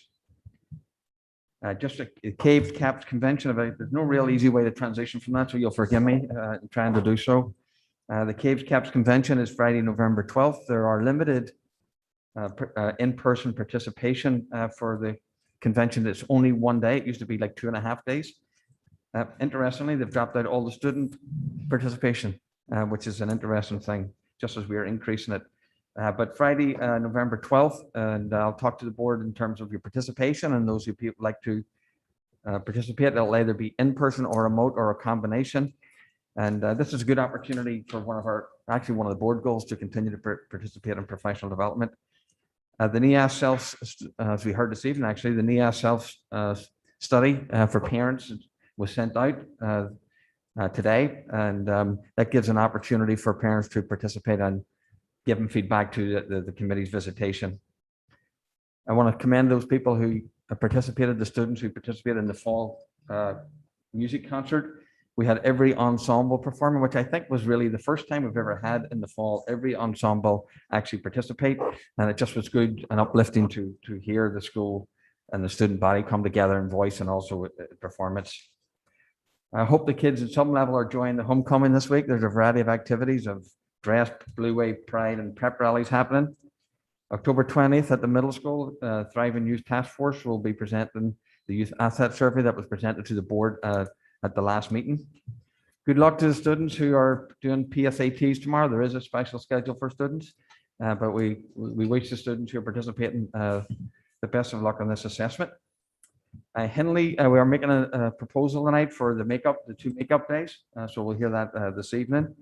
There's a series of technology workshops, developmentally designed for elementary, middle school, and high school. Everything from time on screens to TikTok to digital portfolios that are left. So that will also be posted online, so there's an opportunity to participate here in the boardroom, but they'll also be posted online if you can't make it. The facilities meeting for Thursday has been cancelled. The board will receive an update on those particular topics. It's been cancelled because of the topics themselves and the agenda is limited. We have summarized those agenda topics in a memorandum that I'll send out this evening to the board. And if there's any of those topics that need further discussion, it can continue at either a board meeting or reschedule a facilities committee. And those are all my announcements. Thank you, Dr. Adley. We will move on to approval of minutes. May I have a motion to approve the minutes of the regular meeting held on September 28th, 2021? Mrs. Stein, second by Mrs. Achman. All those in favor? That is unanimous. Thank you. We'll move on to board committee reports. Mrs. Stein. The policy committee is scheduled to meet again next Friday at 8:30, just to put on your calendars. Thank you, Mrs. Stein. I want a shout out from an Oxridge perspective to Katie Lublin and Principal Forshaw for a great presentation to the local Oxridge community as to kind of where things are at with the construction of the school and the timeline that has changed a little on the move. So a lot of hard work has gone in to meeting with the community and talking to them and keeping them informed. So thank you. The next Oxridge Building Committee meeting is Thursday at 10 o'clock. We'll move on to presentations and discussions. Dr. Adley, update on the schools. Yep.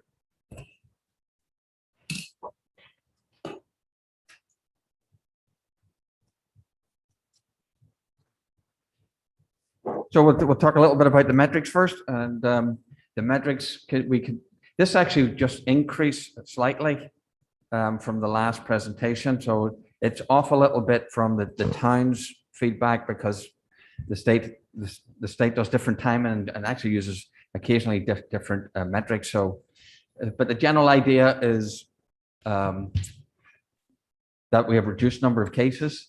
Actually, I think this was as of 10/5, and this is the most latest one, which we have 1 case and 12 quarantine. So the news is good in that capacity. I want to thank our parents for their understanding. I know the last thing you want to do is quarantine your child. The last thing we want to do is do that too. Thank you to the schools because a lot of these are at elementary level, and we have been able to avoid quarantine in full classes. So that has been helpful. I will say that we have no evidence of this spreading in schools, or we have no evidence of those people who we have quarantined actually contracting COVID. So those are two statements that we've made at different levels and different capacities over the last year or so, but that's the case at the moment. I haven't been on a call this morning with the State Department of Education and the Department of Public Health. I see no movement on their desire to change that position on quarantine or otherwise. I just don't see that happening, but we'll see. On the testing, the school-based testing, we had last week 226 students who were tested, parents who volunteered and wanted to participate in that. We actually have 250 coming up for this week, and we have everybody tested negative in that particular testing group. The students clinics for ages 5 to 12, it seems like this is going to be opened up. There will be news coming by the end of the month.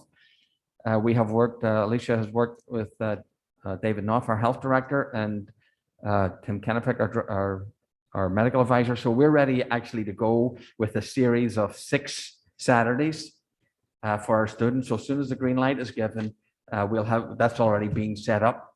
So we're really ready to roll that out. And that's the idea that was asked today. Does that mean that kids have to be quarantined to come to school? No, that's not the case. But again, this will be an opportunity for parents to participate, and hopefully that will be an important step for us. Our staff vaccination status, we have about 95% of our complete staff vaccinated. Everyone is participating either in having been vaccinated or in the testing, weekly testing that's going on, and that is being done by Progressive Diagnostics. So they do that weekly for our staff in middle school and elementary schools. For our high school, we have to go locally, most locally to Norwalk to get tested.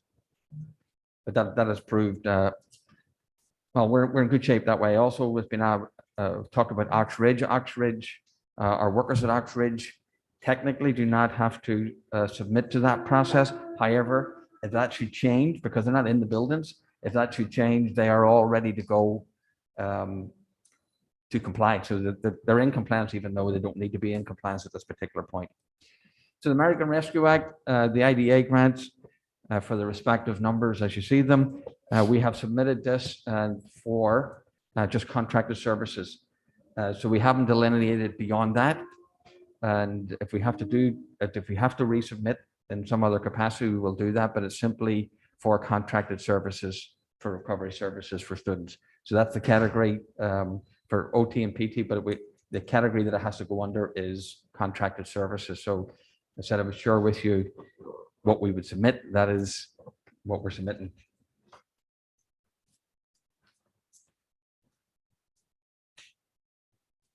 Details here that you've seen before. You can see some of the numbers going down again, and the numbers down again at the weekend. So happy to address any of those questions. Thank you, Dr. Adley. I'll open it up to board comments and questions. Mrs. McCammon. Dr. Adley, on the IDEA grant where you talked about OT and PT, do we have incremental costs that are recuperative in that volume, or how is that working? So currently they are unidentified. We haven't identified the actual services that are required at this particular point. Thank you. Thank you, Mrs. McCammon. Mrs. Achman. But they are anticipated needs, correct? Yes. But the money's there for whatever makeup services we need to provide. So to Mrs. McCammon's question, we anticipate the student need based on what we're seeing right now, which is how we can apply for the grant.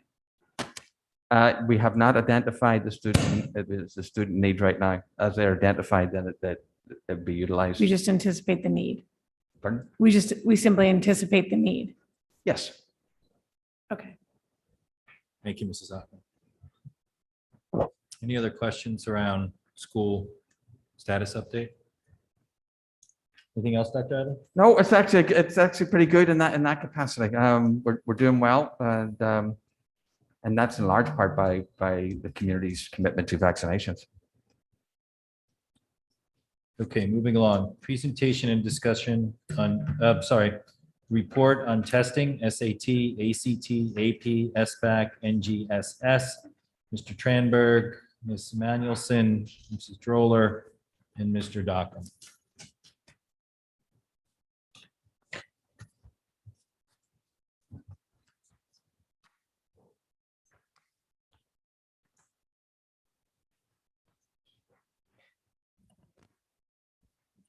Good evening, everyone. We have a pretty dense, comprehensive presentation for you tonight.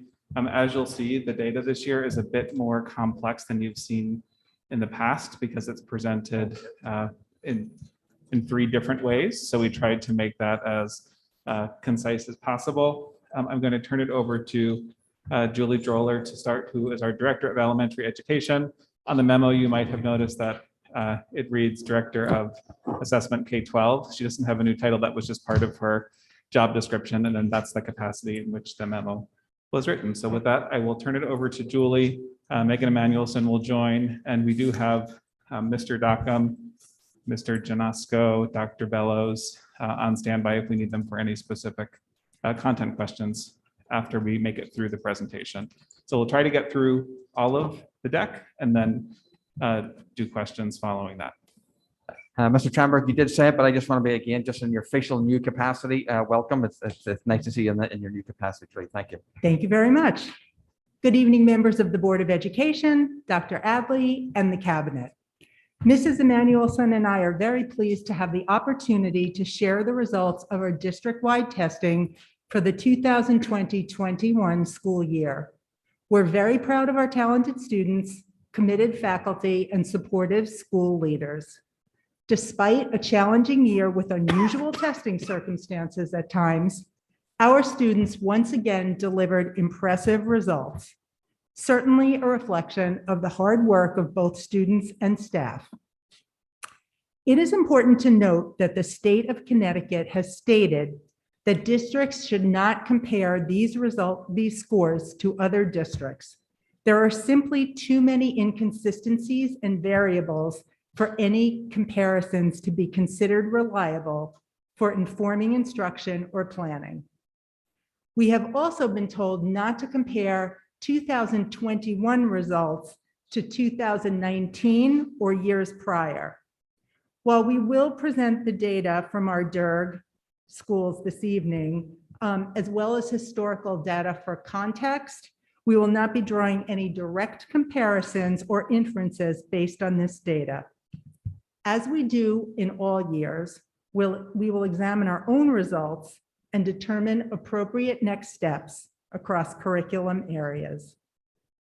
This report will include the results from both the state mandated testing in all grades, as well as optional testing that our high school students can use in their college admissions process. We'll present this data in 2 parts, working from elementary up through high school. And this is a summative testing overview. And I'm not going to spend too much time on this because I know that you can read it. The Smarter Balanced is our annual standardized measure that provides a snapshot of student progress towards college and career readiness. Students receive a total score, and then they receive one of 4 achievement levels. So I want to start here with this slide. This year, data was presented data was disaggregated by student learning model. So what you will see here, again, just for context, these are our mathematics scores for 3 previous testing years. We didn't test in 2020. And then this year for students fully or mostly in person and those hybrid. What I want to point out a few things. You'll notice that in grades 3 and 4, we were pretty consistent. There was a slight dip in 5th grade. In grade 6, you'll notice 35% of students fully, mostly in person. So that number actually represents 20 students. And these are students who had significant learning needs and were recommended for in-school learning. So there were only 20 students that were fully in person for most of the year. The majority of our students in middle school, or at least in all across 6th, 7th, and 8th grade, were hybrid for most of the year. The reason in grade 8 that we do have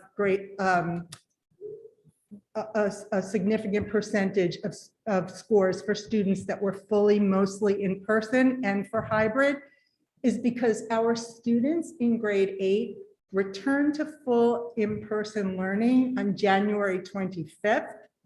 And our students in 7th grade came back February 8th, and then our students in 6th grade came back in March. So fully in person is students who were in school 75% or more of the time. Hybrid represents students who are here 25 to 75% of the time, and mostly or fully remote is less than 25. And so we didn't have a significant number of students to report. Where you will see shaded in boxes, that means that there were fewer than 20 students who took the test in person. So it's too few, a subgroup for a score. So I know that's complicated. This was from our preliminary data, which we received this summer. And I thought it was a good slide so that you could see that while everybody's scores dipped in this year because of everything that we were living through. We had less instructional time as a result of the pandemic, social emotional learning. We had the logistics of navigating kids Zooming and logging on and hybrid and in person. We really focused on math and ELA instruction in our middle schools and our high school as well. We didn't have science labs. So all of those things obviously impacted our scores. But what you'll see is that from 2017 really to 2021, our scores did not change so significantly. So these are the same two charts for ELA. And you'll notice pretty much the same trends and that same number in 6th grade. And again, for ELA as well, our scores are pretty much consistent, a slight dip last spring.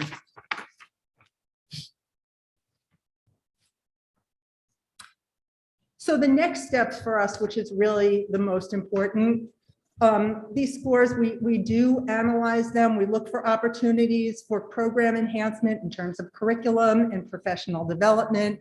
We identify specific students performing below goal for support in SRBI. We're utilizing our literacy interventionists for in-class support for what we're calling boost groups. And we're providing differentiated instruction, particularly for those students that were approaching goal that we want to make sure that we can move up their scores. We're prioritizing our professional development for mathematics in grade 5. If you will recall, last year was the first year of our implementation of Math in Focus. So our teachers were supposed to have professional learning in the spring of 2020. Obviously that didn't happen.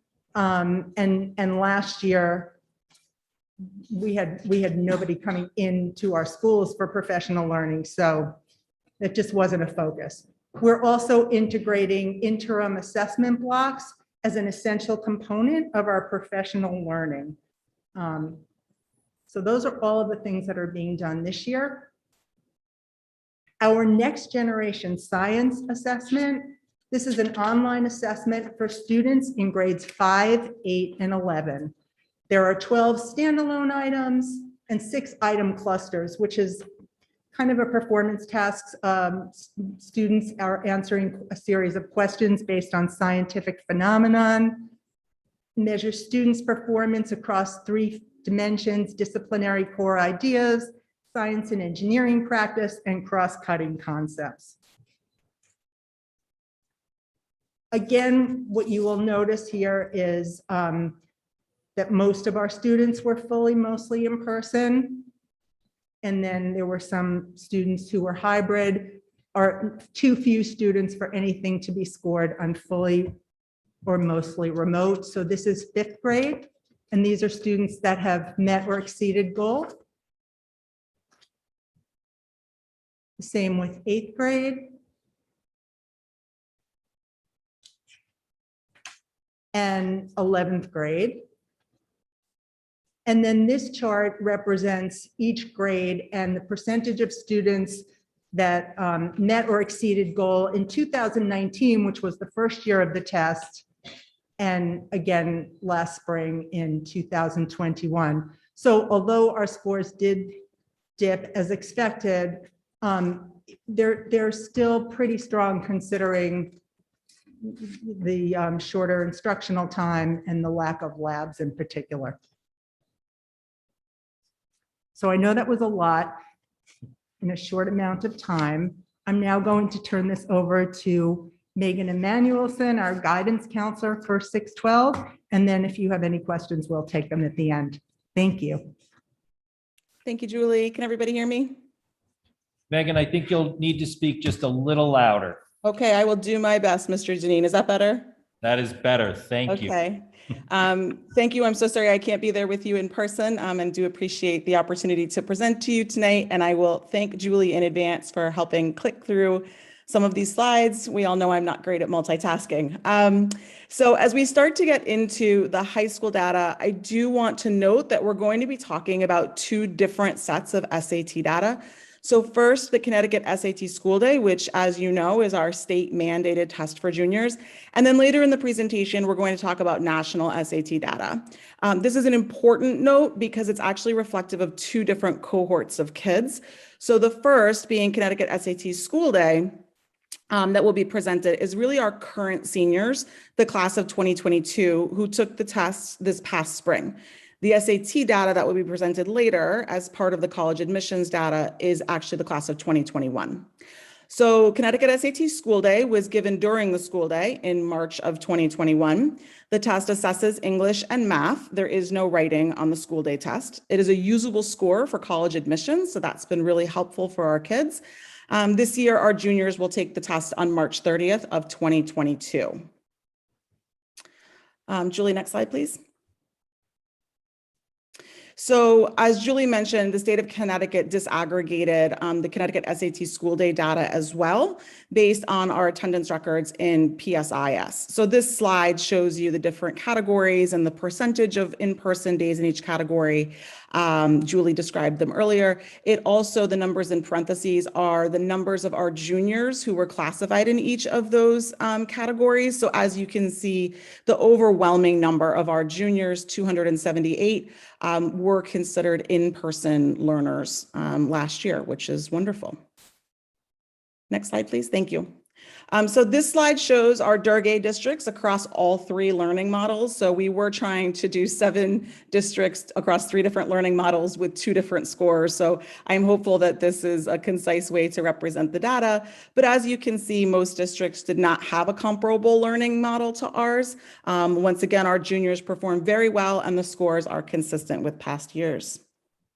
Next slide, please. Thank you. These are the percentages of students meeting level 3 or level 4. So level 3 is considered an adequate understanding. Level 4 is considered a thorough understanding. This is in ELA. And once again, you can see our students did extremely well. Next slide. This is the same information for math. Okay, next slide, please. And then Mr. Dineen, I'll pause here. I don't know if you'd like to take board questions at the end or just now for the state mandated before we move on to the college admissions. So yeah, I think that's a good time to pause and see what questions or comments the board has. Thank you, both of you, for the presentation and all the data. Thank you. I'll open it up to board questions or comments. Mrs. Ockman. Thank you, Mrs. Driller, for the presentation. I have a question. I know that we can't use this data to compare districts or to compare to last year, but how is it helping us plan for the upcoming test taking? What gaps are we seeing, or is there planned areas in which we know we need to help our kids? So where are we looking forward on this? So we don't get the actual, we don't see the tests, we don't see how kids do, but what really does help us is the interim block assessments. That teachers can actually see students' responses when they take the test. We can analyze that. We can see where the strengths and weaknesses are, and they're short. There's two kinds. There's some that are about 8 to 10 questions, and then there's focused IABs. So those are implemented this year throughout our curriculum. So that will help us along the way. They can be used as formative assessments or they can be used as teaching tools. So we are embedding them in ELA, in mathematics, and in our science instruction across all grades. Thank you. Thank you, Mrs. And can I just add to that, that Yes, Mr. these Chairman. scores are actually serving as new baselines.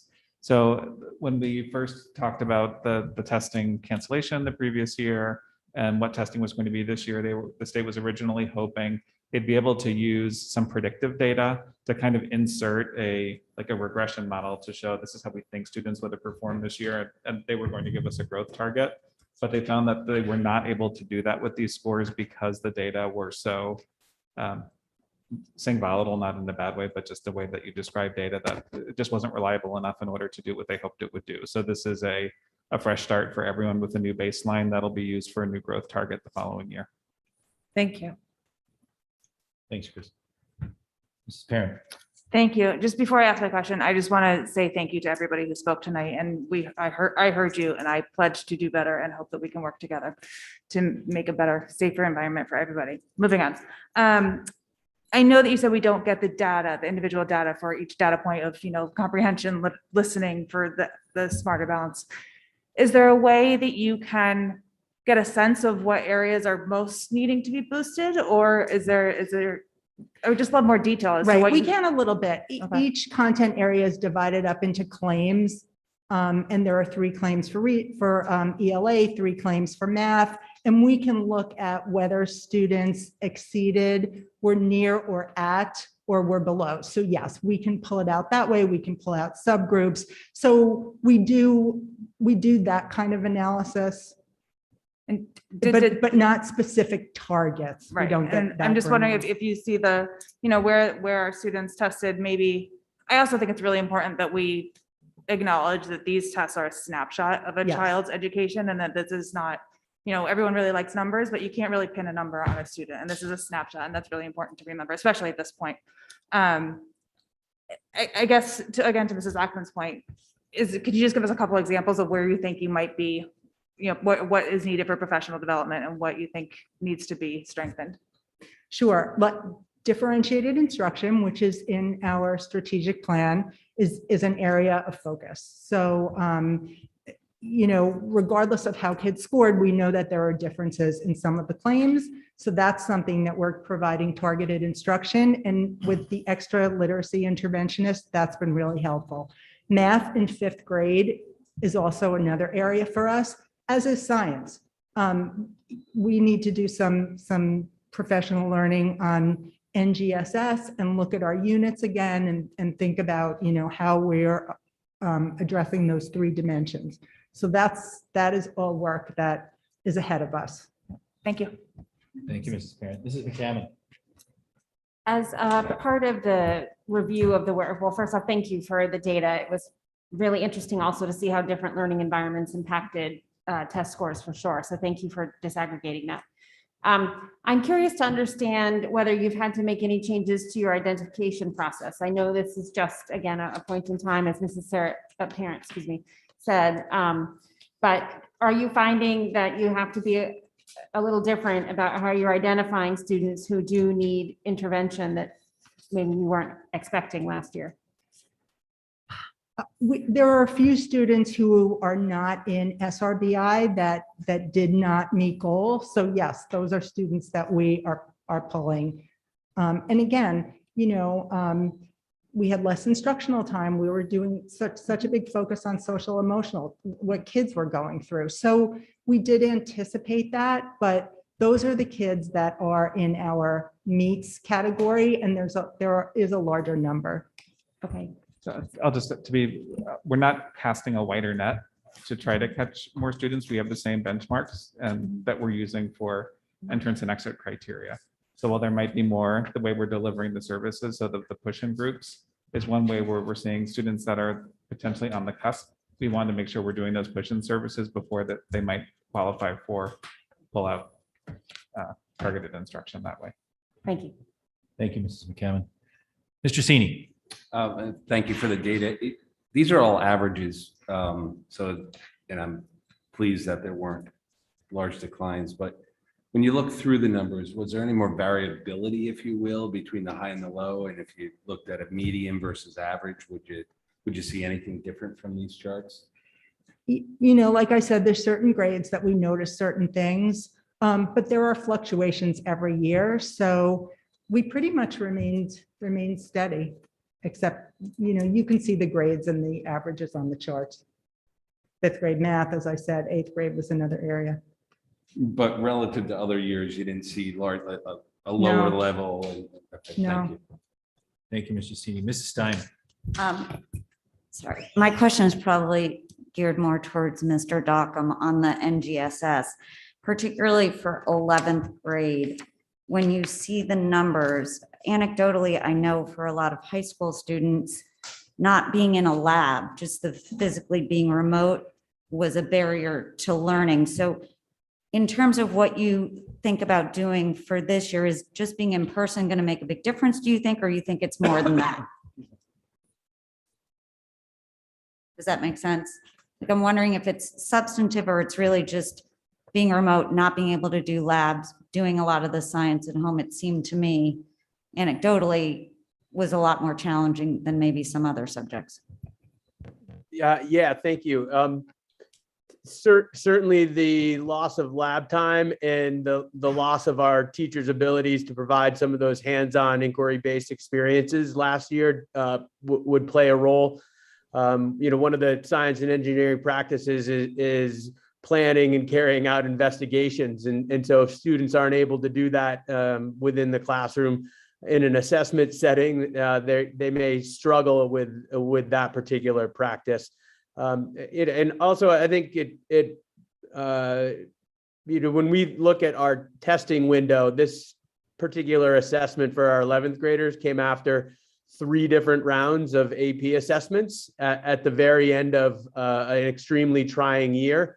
And I don't think we can, take that out of the equation, especially for our 11th graders. But certainly this year we're looking at science classes.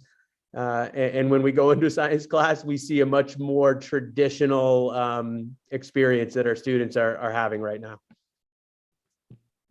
Thank you, Mr. Dockham. Thank you, Mrs. Stein. Mrs. Achman. Getting back to setting our new benchmarks, if we have new benchmarks being set this year and the state is okay with that, and then we've talked as a board in terms of wanting to make sure that our rigor is still there, are we really looking at still not identifying gaps and or remediation really into next year as well? Sorry, we're changing the benchmarks. We're not. Well, you said changing there's going to be a benchmarks. new baseline, right? We're going to have a new baseline. This year's. Yes, so This this year's year's are going to be our new scores would be the baseline, baseline. which we won't have that data till next year, right? Correct. And we were talking about increasing rigor, but we won't actually know if kids are meeting baseline until the experience of next year. So do we anticipate some significant, I won't put a qualifier on it, some need for remediation into next year? I don't anticipate that. So while the test scores are baseline scores, our benchmarks, what we use for benchmark assessments, those criteria are remaining consistent, and the grade level standards are the grade level standards. So our approach has been to stay on target with the standards and remediate, for the lack of a better description, as we're going along, but not just stop what we're doing with what the curriculum is, to say, okay, we missed this, we're going to insert a unit here right now, because that isn't the experience that we're seeing, that there's such a big gap in this one idea that we need to stop everything and remediate that idea. So you'll remediate around the benchmarks, take the test this year, have new standards, and then figure out if there's gaps in standards. Yeah, so the benchmark assessments we use, the targets are still the grade level targets.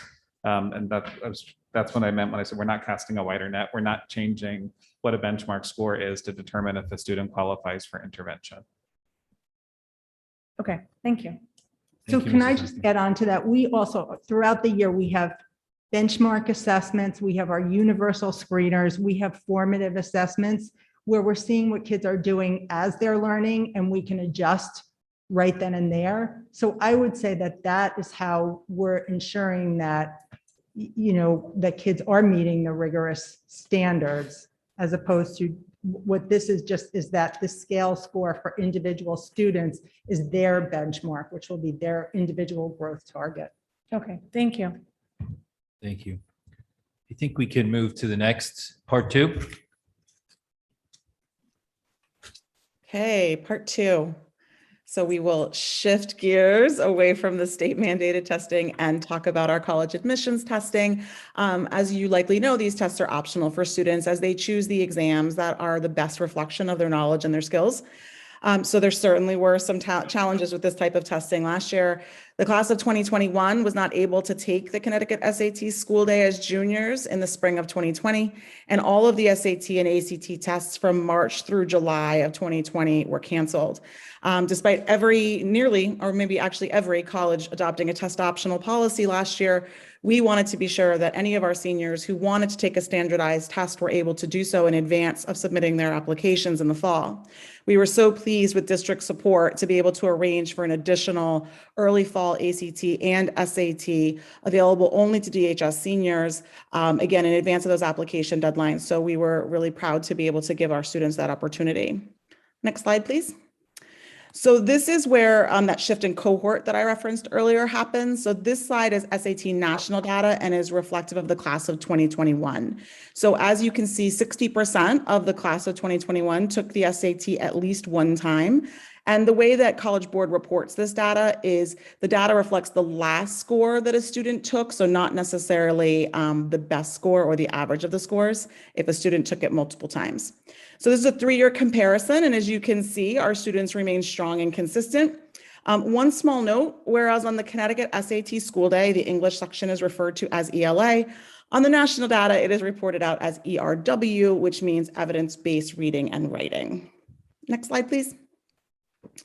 So as you can see, DHS students continue to perform well above state and national averages.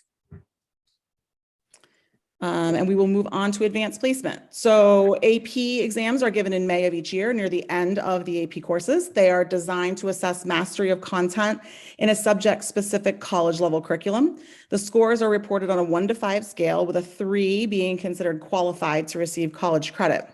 Most of these exams are 2 to 3 hours in length, and a number of colleges have moved away from actually giving credit for these courses, but many are still using them for placement purposes or to waive a requirement.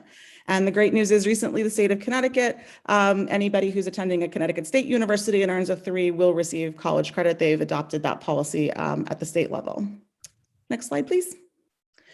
This is the list of the 23 AP courses that we offered at the high school last year. We also had students self-study for several additional exams in which we did not teach the courses, being AP Chinese, AP Psychology, and AP Physics 1. Students do not need to be enrolled in an AP course in order to take the AP exam. Next slide, please. So as with all the other testing we referred to, there were certainly some additional challenges to AP testing last year, and we were so proud our teachers and our students really rose to the occasion. Instead of the traditional 2-week testing window, Christian referenced, College Board offered exams over 4 separate administrations, and I heard there was a secret 5th one spanning May through July. This was intended, we believe, to give schools the flexibility in timing in terms of being able to increase instructional time if we felt we needed it, and also to determine which format would be best suited for students. So many of the exams were offered paper pencil, but there were exams that were also offered in a digital format, and schools were able to make the decisions. So in most cases, the test would be paper or pencil. The majority of our tests were administered paper, pencil in administration 1 or 2, which really completed over the course of the month of May. We did complete a few tests digitally, which you can see listed in that last bullet. Next slide, please. This is our 5-year comparison. And as you can see, the data has remained strong and consistent over time. It is quite exceptional to have 89% of our tests receive at least a 3, and a large proportion of that being 4s and 5s. 2020 tests were very different. Those were digital 45-minute tests. So again, a caution against direct comparisons with 2020. Next slide, please. So just a quick clarification on this slide and how to interpret it. This is considered participation in AP exams. So if we take the 2021 column, the row labeled grad class indicates that in the class of 2021, 61.9% of the class took an AP exam that scored a 3 or better sometime during their 4 years of high school. The row that says 12th grade indicates the percentage that scored a 3 on an exam during their senior year, the percentage that scored during of our juniors that scored, and so on and so forth. So that gives us a sense of really the percentage of the overall class that are earning a 3 on an exam. Next slide, please. Moving on to ACT, I had sincerely hoped to share the class of 2021 ACT score profile with you, but unfortunately, that data is not yet available. We did recently receive the class of 2020 results, and so we are including those, and I'm happy to share the 21 profile with the board as soon as we receive them. As you may know, the ACT is scored on a 1 to 36 scale and has 4 sections: English, reading, math, and science, with an optional writing section. The composite score is the average of the 4 sections. Colleges and universities across the country standardly accept the ACT in place of the SAT. Next slide, please. So I did want to share with you the last 5 years of ACT data from 2016 to 2020. I think it shows how strong and consistent the scores have been over time. I anticipate that the 2021 scores will follow a similar pattern and be just as strong. Next slide. And finally, these are our testing dates for 2021-2022 state mandated district-wide testing. And we would love to extend a big thank you to our district and building teams for all of the hard work that they will do in successfully administering these tests to our students this year. And finally, I'm happy to take any questions about that data. Thank you so much for the opportunity. Everyone on the team here, thank you so much. That's a lot of data. It's been a challenging year, but thank you for a great presentation. So I'll open up for board questions and comments. Are we good? Yeah. See what a great job you did? Thank you all. Thank you very much. We'll look forward to additional data as it comes in, and thank you again for the presentation. Much appreciated. Thank you. Good night. Thank you, everyone. Thank you for all of you online. Appreciate it. We will move on to presentation and discussion on international field trip proposal for 2022-2023 school year. Ms. Christina Maurizio. I will let you know that everyone on the board has their passports ready. They're happy chaperones. And thank you for continuing to kick it up a notch in terms of the opportunities that you're looking at for our students. So I appreciate all the detail that you go into in these presentations. I think you've been here before and given us good detail as to how you approach this and what you do. So we'd love to hear from you, but also want to recognize the late hour of everyone that's here. So, but I will turn it over to you for the exciting next phase of all the hard work you're doing. Okay, thank you. Michelle, should I share my screen or will you click through it?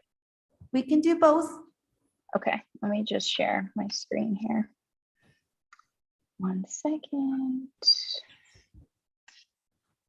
And okay, here we go. Thank you so much. Good evening, members of the Board of Education, Dr. Adley, Mr. Tramberg, and members of our community. My name is Christina Vasquez Mauricio, and I am Chair of World Languages for grades 6 through 12 for the Darien Public Schools. I'd like to start by commending the students that spoke this evening, and thank you for your words and your bravery tonight. Thank you all for welcoming me to your meeting this evening. I'd like to take this opportunity to thank you for your support of the World Language Department's Global Education and International Travel Program at Darien High School. I'm here this evening to present our trips for the spring of 2023, namely our language immersion trip to Ecuador and the Galapagos Islands in April, and the Global Leader Summit to Rome, Florence, and Bologna in the summer. Here's an overview of the agenda for my presentation. As you mentioned, most of the logistical points on here, such as information about our partnership with EAP, safety on tour, and accommodations and meals, is the exact same as what I shared last spring when I presented our trips to Spain and Switzerland of this school year. I felt it important to include this so that you can review it again at your leisure. However, to be respectful of your time, I will spend most of our time together highlighting how we develop this phase of our program, share the itineraries, and take your questions. The Global Education and International Travel Program aligns with our district's strategic plan and vision of the graduate in providing diverse learning experiences and exposing students to new perspectives. By offering 2 types of trips, we're able to open these experiences to all DHS students and give them an opportunity to have safe academic travel experiences that allow them to practice their language skills and their leadership skills. With this in mind, we conducted a travel interest survey of all 9th, 10th, and 11th grade families at the beginning of this school year, and over 200 families responded. 97% of respondents said they were very likely or likely to allow their child to travel next school year. By beginning to plan now, we as a department will have more time to plan the logistics of the trip and encourage our students to travel with us. Our families will have more time to consider these opportunities, enroll in the trips, and spread payments over a longer period of time, which will make these experiences accessible to more members of the community. As you know from my previous presentation, perhaps through your own travels with your family, when young people travel, they come back changed and with a greater worldview. Educational travel experiences offer students the opportunity to make what they've been learning in class applicable in the real world. And I will talk more about this and what it means when I go over the itineraries for our excursions. For our trips to the Galapagos and Italy, we have also partnered with Education First, the world leader in educational travel. If you recall, they're the same organization with which we are planning our language immersion trip to Spain and our Global Leader Summit to Switzerland this school year. As you know, the safety of our students is our #1 priority while abroad. EF safety and security protocols are one of the main reasons we have partnered with them again to help us plan our trips. All of the safety protocols reviewed in my previous presentation also apply to this trip. I would like to draw your attention once more to EF's piece of my program and global travel protection. This gives our program the flexibility to change the dates and destination of tours in uncertain times, following guidelines from the Department of State and the Centers for Disease Control. This will allow us to still travel, even if we have to change the destination or the dates. Now for the fun part, everyone's favorite part. Our language immersion trip is a 9-day trip to Ecuador and Galapagos Islands during the next school year's spring recess in April. Ecuador and Galapagos received the highest number of votes on the survey we conducted in September. Upon our arrival, we will spend 2 days touring Quito, Ecuador's capital, and visiting the equator. And for the next 4 days, we will visit the Galapagos Islands and explore the many wonders of the archipelago. And we will spend 2 days in Quito at the end and also visit Otavalo, a city nestled in the Andean Mountains and known for its artisan community before returning home. Oops, sorry, there it is, before returning home. Here are some of our trip highlights. Not only will our students experience this region in Spanish, but they will also get to refine their inquiry-based science research skills and explore the diversity of this region while being led by an expert guide. We will explore the colonial and modern parts of Quito and literally be in two places at once when visiting the equator. When we make our way to the Galapagos Islands themselves, we will visit the Charles Darwin Research Station and learn about how the scientists there are saving the world famous Galapagos tortoise from extinction. The region is known for its lush and colorful flora and fauna, and our students will have the opportunity to see the region's diverse species up close. We will also visit the Otavalo market and see the rich artistry of the region up close and learn the craft of local indigenous artists. The second excursion I'm presenting this evening is EF's Summer Global Leadership Summit in July. The Global Leaders Summit is more than just a summit. It is a week-long trek through Italy where students will be spending a lot of time outdoors exploring and learning about sustainable environmental practices, farm to table, and how local ingredients are used in some of the most loved dishes in the world. Then students convene at the Leadership Summit itself. And in the survey we conducted in September, there were 2 tours to Italy, and this one received the highest number of votes. In 2023, the summit's focus is sustainability, but you will notice the strong interdisciplinary ties to history, science, and the study of Latin.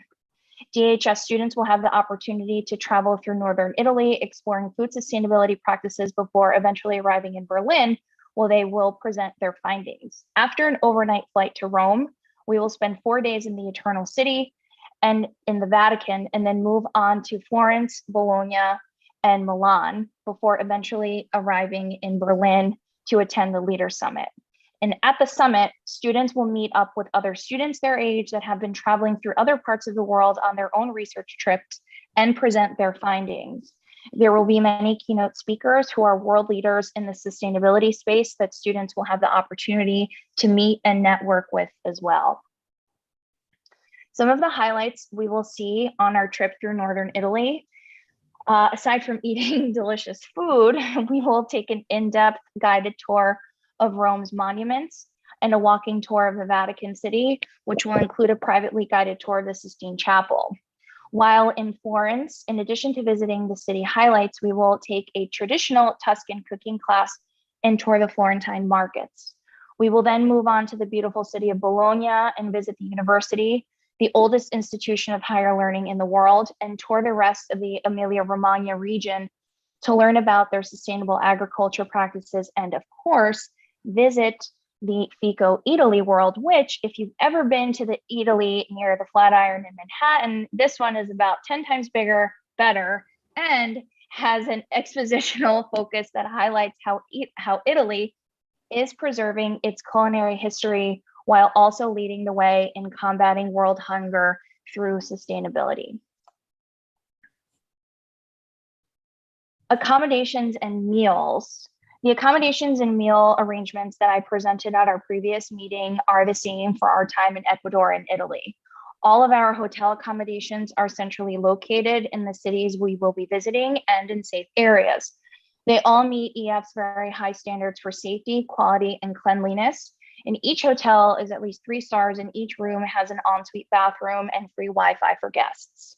Because EF has local in-person staff in each destination country, they're able to inspect hotel properties regularly to ensure that they continue to meet these safety standards season after season. Our meals on tour are designed to give our students an authentic and immersive culinary experience. Basically, we eat how locals eat.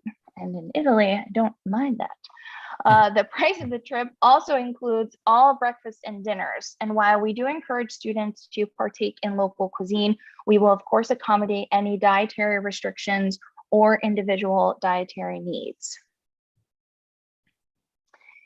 And as mentioned in my previous presentations and in the field trip request forms.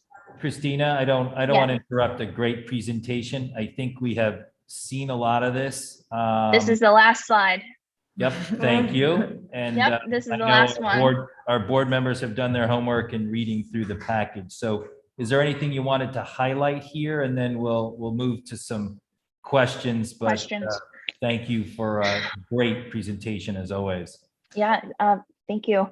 Not really. I mean, I think I highlighted this in the last two presentations I did, but for us, the most important thing is obviously safety.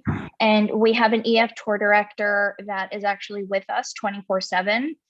This is a person that meets us in the airport at the location when we finally get there. And they stay with us throughout the remainder of the trip. They travel with us. They're taking the same modes of transportation as we are. And this is one of the greatest benefits of traveling with them, is this dedicated person that is with us the entire time. And the nature of these trips, especially to the Galapagos Islands, and because the Summer Leadership Summit has the summit in itself in Berlin, that educational programming, which involves, visiting the science centers, taking those excursions, taking classes, those are all included as well. Great. Thank you so much. Really great job on organizing this and presenting it. And thanks for all the hard work you're doing behind the scenes. You've taken this to the next level. Thank you so much. I'll look to board members that want to be chaperones and then questions. Mrs. Ritchie.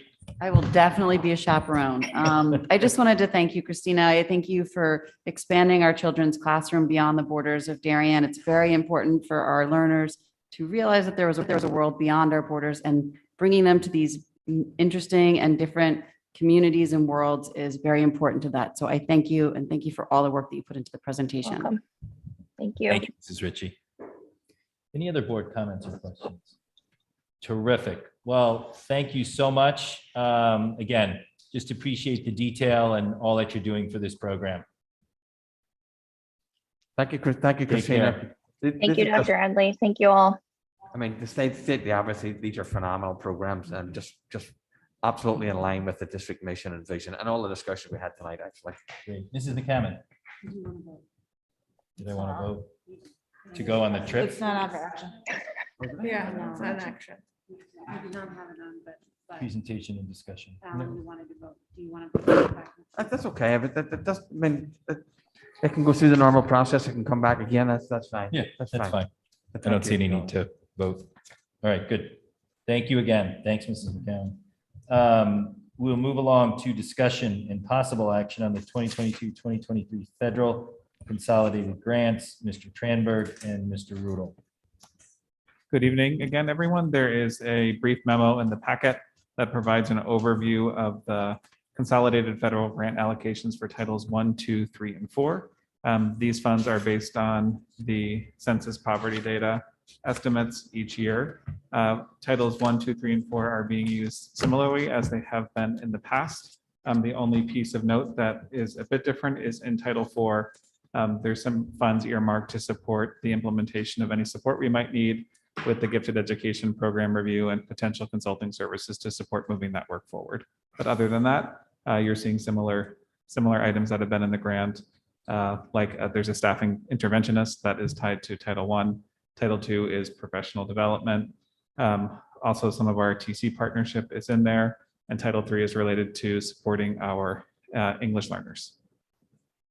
Thank you, Mr. Tranberg. Questions or comments from the board? All right. May I have a motion to approve the allocation of the expenditures in Title 1, 2, 3, and 4? Mrs. Achman, second by Mrs. Stein. All in favor? That is unanimous. Thank you. Thank you for that presentation. We'll move on to presentation and preliminary discussion of regular Board of Education meetings for the 2022 calendar year. Dr. Adley. Yep, so the calendar is as before you. The January date through the June date on the left-hand side, we have previously approved those. So you're really looking to approve on the right-hand side, July 26th through December. Any questions or comments on the preliminary discussion on the board calendar? All right, Mrs. Parent. Just my only comment is if election day is the 8th and then that would be the organizational meeting would be on the 9th. Is that close? Is that, I don't know. Just The organizational day doesn't have to be on the 9th if you. It doesn't have to be if the the day board after. wasn't ready, but Okay. it typically is, but it doesn't have to. be. Right, okay. No, but good point. Thank you. Thank you, Mrs. Hockman. All right. Any further conversation on that? We'll move along. Preliminary discussion of the 2023 budget meeting calendar. Dr. Adley. So again, it's been revised accordingly, and I'm happy to listen to board input if there's any suggestions or otherwise. I think this is an initial look at it. We've got to work with our partners on other boards and committees. I know we've had some discussion over the course of the year, making sure these dates work, making sure there's the right amount of time in between our discussions and discussions that other boards and committees have to make, and making sure there's time to get questions answered. So we can take any questions or thoughts this evening, but I would like the board to spend some time on making sure everyone feels good about this budget calendar and any other feedback or comment that we need to get from our partners on Board of Finance and the RTM subcommittees also. Mrs. Hockman. So the only thing I would say is historically, our regular Board of Education meeting seems to fall on the same Tuesday as the Board of Finance's discussion. And so Okay. we always end up changing our schedule last minute or asking them to do it. Maybe this Okay. year, if we could just make sure that we're on opposite Tuesdays for everyone's ease, that would be Okay. better doing it in advance. Good point. Thank you. Okay, good. We will move along. Sorry. Yes, sorry, Mr. Sini. Yeah, I'm sorry, the 27th, or I'm sorry, the February 1st, Tuesday, the 27th, we have a public hearing. That's our public hearing. And then it says final budget review is needed. So it's not just going to be a public hearing, close the meeting. We're going to have an ability to react to the public. Yes. Okay. Yeah. Thank you. Good point. Thank you. So to clarify, we Yes. typically have a hearing, then we have a meeting on our budget. Yes. So, I mean, I guess there could be something that in that meeting you could react, but you'd have to warn your agenda that way. Yes. Okay. Good That's point. what I was. Yep. trying Good. to- I understood. Okay. Thank you both. Mrs. McCallum has. Yes, Mrs. McCammon. On the question of the hearing, I know this is the schedule we traditionally use, but again, this year, the hearing was the same night as our final cut list. And so do we want to take a look at moving the hearing any earlier so that we have time to respond to adds or cuts from the parent community with a little more flexibility? Yes. And I think any other comments like that, I would appreciate if you all send them in to me, and then we'll accumulate them for discussion at the next board meeting. Good. Thank you, Mrs. McCammon. We will move along to further discussion and possible action on proposed revised Board of Education policies. I will not read through all of them now, but when we do the motion, I will. I will open it up for any questions or comments. I know Mrs. Sion and Mrs. Stein have worked hard on this, and I think we're at a good place, but board questions or comments? Yeah, barring any other questions, I don't think Marge or I have received any since the last meeting, so I would say we're ready to vote. unless Okay. Anyone has any questions? Good. Yes, Mr. I Senior. raised the policy that said we had to meet in person, but I guess is that what you're meeting with on Friday? 95. So 95. Marge, do you want to explain? Because I brought that up to Marge, and this policy is revised first. We're then going to revise that- that. That's in our next batch. Perfect, So thank you. John raised a policy that needs to now be updated, which is on our next batch. So Okay, this good. batch will Thank go you. and then that. Yep. Everyone on the board clear on that? Okay, good. I will move forward. May I have a motion to approve revised Board of Education policies, policy 1075, green cleaning protocols, policy 1200, use of school facilities, policy 1225, visitors, policy 1250, school volunteers, student interns, and other non-employees, policy 5175, bullying prevention and intervention, policy 5220, student discipline, proposed new board policy 9280, student representation on the Board of Education, policy 9310, meeting conduct, and policy C-19-1, health and safety. I have a motion to move those forward. Mrs. Ritchie, second by Mrs. Stein. All those in favor? That is unanimous. Thank you very much. Moving along, discussion and possible action on a request for the Board of Selectmen to appoint, is that right? The Board of Selectmen? Yes, that's right. Okay.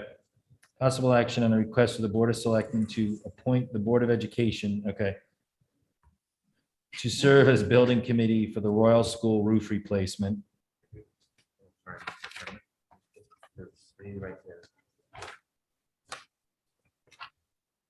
Right, okay. Appoint, serve the Board of Education, all right. Well, I'm just reading through this first. Appoint the Board of Education to serve as building committee for the Royal School roof replacement project. Authorize the Board of Education to apply to the Commissioner of Education to accept or reject such a grant for the Royal School roof replacement. And authorize at least the preparation of the schematic drawings and outline specifications for the proposed Royal School roof replacement project. So any questions or comments around that? Okay. So may I have a motion to request the Board of Selectmen of the town of Darien to authorize the Darien Board of Education to apply to the Commissioner of Education to accept or reject such a grant for the Royal School roof replacement project. Mr. Brown, second by Mrs. Ritchie, all in favor? Thank you. That is unanimous. I did this a little backwards. I apologize. May I have a motion to request the Board of Selectmen of the town of Darien to appoint the Board of Education to serve as the building committee for Royal School roof replacement? Mr. Brown, second by Mrs. Ackman. All those in favor? That is unanimous. And may I have a motion to authorize for at least preparation of schematic drawings and outline specifications for the proposed Royal School roof replacement project? Mrs. Stein, second by Mrs. Parent, all in favor.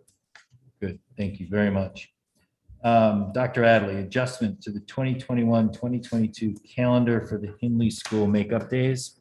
Mr. Lynch, thank you, by the way, for being there. Appreciate it. Yes, thank you, Mr. Lynch. Thanks for staying up with us. No problem. See you all later. All right. So this is a proposal to make up the 2 Hindley days. And the proposal is we have 2 professional development days on January 14th and February 18th. Our inclination would be to split those days into 2 half days for students and half professional development days for our staff. There is no requirement of how long a school day needs to be. You need to make sure that you have 900 hours in and 180 days. So the length of day we will work out, just basically be 2 half days for the most part. And that's a proposal that honestly, we're just looking at those 2 half days for children during the year are going to be much more productive than 2 half days at the end of the year in June. Just relatively as simple as that. All right, questions, comments? All right. May I have a motion? Nope, no motion. Thank you. All right, moving along, review of FOIA log, Ms. Sion. We agreed some time ago on a regular basis to review the FOIA log. So I will turn over to you, Ms. Sion. I have one correction to this. I got a request for 5/9/2019 for Mr. Palin that the request was that it should signify that he was part of the Board of Finance officially as he was requesting that. I wasn't here during that time, but a review of the correspondences back then suggested that that should have been made. So I'm happy to make that adjustment accordingly. Okay, thank you. Oh, sorry. Let Ms. Sion present this and then we'll go to questions if that's all right.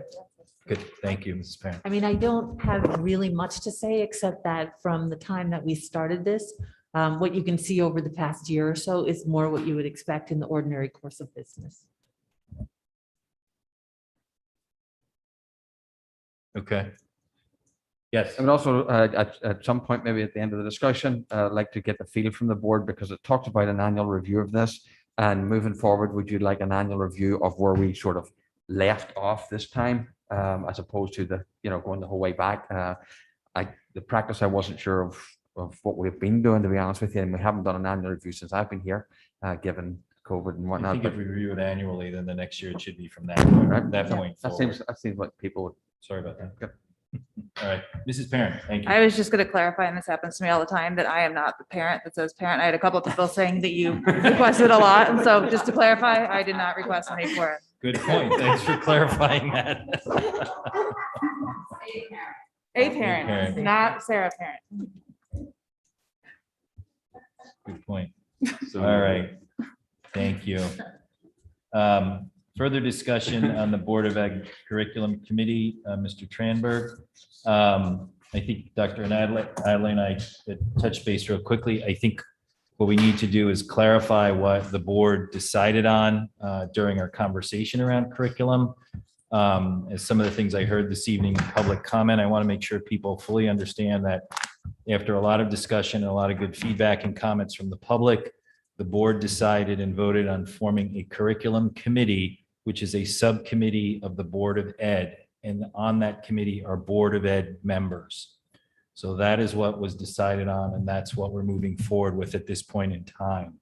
Again, we will continue to lesson. We will continue to work with everyone to see how that goes. We'll get that organized in short order. Mr. Tranberg has some updates for us here. We're talking, amongst the board as to what that looks like and who's on it. So we'll move forward. But again, if there's something else we need or something else we need to look at in terms of at the district level, there was a conversation around that. We'll look at it and we'll have that conversation. But just to be clear, a curriculum committee was agreed and voted on to be established, which is a subcommittee of the Board of Ed. That will be people from the Board of Ed will be on that committee. All right. Dr. Adley, anything you want to add to that? No, we just delineated a little bit of what typically that might entail, and I won't go over it. You certainly can read the main points of pleasure. We outlined what a typical outline might look like. That doesn't preclude board members and the subcommittee asking for different presentations or otherwise. And then we just took the liberty just to propose a schedule that we say it would start in December. I proposed January before, but we could do it starting in December. It would have to check the dates, and we'll revisit it after the election. And but we just sort of like tried to outline a process. I will open up to board questions, comment. Mrs. Stein. Chris, in looking at this with the subcommittee meetings, are you envisioning every subsequent Board of Ed meeting that be brought and updated? Or are you going to consolidate and bring them less frequently? Like, how do you envision the subcommittee rolling up into the board presentations? I would anticipate they'd be consolidated in the proposed master calendar for this year. There aren't as many curriculum updates as there are curriculum subcommittee meetings. So it looks more like one curriculum update for every one Board of Ed presentation for every 2 subcommittee meetings, about thereabout. Thank you. Thank you, Mrs. Stein. Any other questions or comments around this? Thank you, Mrs. Ritchie. Thank you, Chris. I really appreciate this work. And I just wanted to mention that I support our teachers. I support their autonomy, and I support giving them everything that they need and making sure that we don't micromanage. So I'm fine that this committee is in place, but I want it to be a high level discussion. I don't want to micromanage our teachers. I don't want to ask them to give us their lesson plans. So I just wanted to make that clear.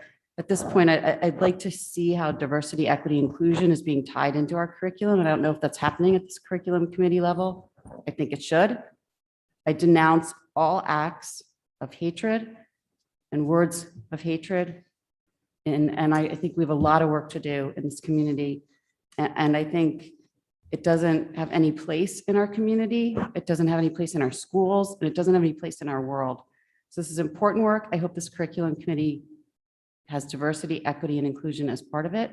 And we need to start that work now. I'm disappointed that we haven't done anything yet. I don't know why we haven't done anything yet, but I heard those students tonight. I'm with you. I support you, and I will support you now and when I'm off the board. And I think as a community, we have to do better. Thank you, Mrs. Ritchie. Any other thoughts or comments? I think this is a great first draft. I think we all agree this is a living, breathing document that will continue to adjust and build upon. And once we get things up and running in a couple of weeks, it'll be important to continue to get feedback from the community also. Mrs. Parent. I was just going to say, to one of the comments that we heard tonight, just the whoever is on the subcommittee, and I'm sure Mrs. Ramberg and Dr. Adley will ensure that special education is built into each one of these Yes. topics. Thank you for that point, Mrs. Parent. Anything else? Board questions or comments? Good. All right. Thank you very much. We'll move along to further discussion and possible action on board master agenda for August 2021 through February 2022. So the adjustments here have been, I think we've included now the adjustments that the board wanted to see, which included the enrollment report, the FOIA log, and the other items that were mentioned at the last board meeting. Mr. Jones. Yes, Mrs. Ackman. Given all we heard tonight and last board meetings, kind of question and back and forth on immediate, midterm, and long-term responses Sure. To diversity, equity, inclusion, and what we've heard from our students tonight, where on the master agenda will we hear updates on what actions are being taken in the schools? Well, unless it's specifically said here, it would only come through my announcements. That's the only place it would be. Unless it could come through curriculum discussions and so on, but that might be more isolated in many ways. So unless there's a separate agenda item here, it would only come through the superintendent's announcements. So given what we heard tonight, I would suggest that the board consider making in some regular updates and benchmarks of where we are, what we've done so far. I mean, we've done that. I see one on September, we had one September we did, yes. 14th. But I think what we've heard is, why aren't you acting? So as a board, I believe the members up here would like to act. And so we'd like to know what the administration is doing, I would suggest, on a more regular basis. Thank you, Mrs. Ackman. Mrs. McCammon? Could that be incorporated? Is that already incorporated in the strategic plan? And if not, could it be incorporated since it is a discrete set of work? Oh, You it'll don't be, have to answer that. it would be definitely part of the strategic plan update, yes. My thought would maybe be more explicit, given what we heard this evening. Thank you. Mrs. Ritchie? I agree. I think it needs to be more prominent on the master agenda. It needs to be highlighted and discussed more, and I don't want it stuck in the strategic plan discussion. Thank you, Mrs. Ritchie. I agree with all those comments. I think based on what we heard and the conversation that's going on in the community, I think we need to define it a little more throughout the course of the year. I will tell you, Dr. Adley and I have had conversations about organizations that he's working with, that I reached out to, different things like that. And what I asked Dr. Adley to do in short order is also come to the board and make a presentation in terms of outlining what organizations we're talking to and what those organizations would bring to the table and how that would look. I honestly think we need some help outside of our district and our community. And those are some of the things that the administration is looking at and researching right now. We've also had those conversations with the first selectman and other leaders in town too. So we'll get organized around that. And I think that's a good kicking off point as to what we're looking at and how we're doing it. And then that should build into kind of a calendar of events and how we're going to roll this out. Mrs. Stein. Can I just add to that? Can you, in your sort of global look at this, can you make sure you incorporate the extracurricular workshops at the high school in particular for athletes? Yes. I would Great. like to express my dismay at the fact that fall athletes, juniors and seniors, are not even having the training till end of October, which is 2/3 of the way through their season. We heard from students tonight. We've heard from parents. Athletics is part of this discussion too. You have a captive audience there of parents and students, and I think it needs to be more robust and it needs to be reviewed because and for the winter athletes, we're given a date at the end of January. I just don't think that's acceptable. If it really is supposed to be part of your training pre-season, it's not happening that way. So Thank you, Mrs. Stein. So would the board like to see kind of an update at the next meeting where we incorporate at least some tentative dates of where we're going to have more deeper dive on this discussion and not take action this evening on this calendar? Yes. Okay. All right. Thank you, everyone. We will move forward to action items. personnel items, Ms. Sion. So we continue to have some resignations and new hires of non-certified staff. We did unfortunately have a resignation of a certified staff member that happened too late to include in this report. We'll put it next time. And there's a rumor of another person because I think, as we've been hearing, education is not an easy business these days. Thank you, Ms. Sion. May I have a motion to approve the personal item report as detailed in the report dated October 12th, 2021. Mr. Sini, second by Mrs. Stein. All those in favor? That is unanimous. Thank you. Michelle, we will go back to your steady hand on public comment. Is there anyone in person that would like to make public comment before we move to our friends on Zoom? Yes, sure, please. Thank you. Julie Patterson, 23 Fitch Avenue. I'm the mother of one of the speakers tonight. Trying not to get emotional, but I really hope you did hear them today. I hope that you know that we as parents will be holding you accountable for action and change. Now is the time for the culture to change. It's unacceptable. It's been happening as long as it has, and I just really hope that you did hear them. I can hear from what you're saying. Thank you for making sure that's being present on the master agenda and going to be addressed going forward. So thank you for hearing them, and just want to let you know. Julie, thank you very much. Michelle, we will move over to Zoom. If you would like to speak during public comment, please click the participant's icon on the bottom of your Zoom screen. Next, click the raised hand option. The facilitator will identify you. Please state your name and address. You will have up to 3 minutes to comment. Do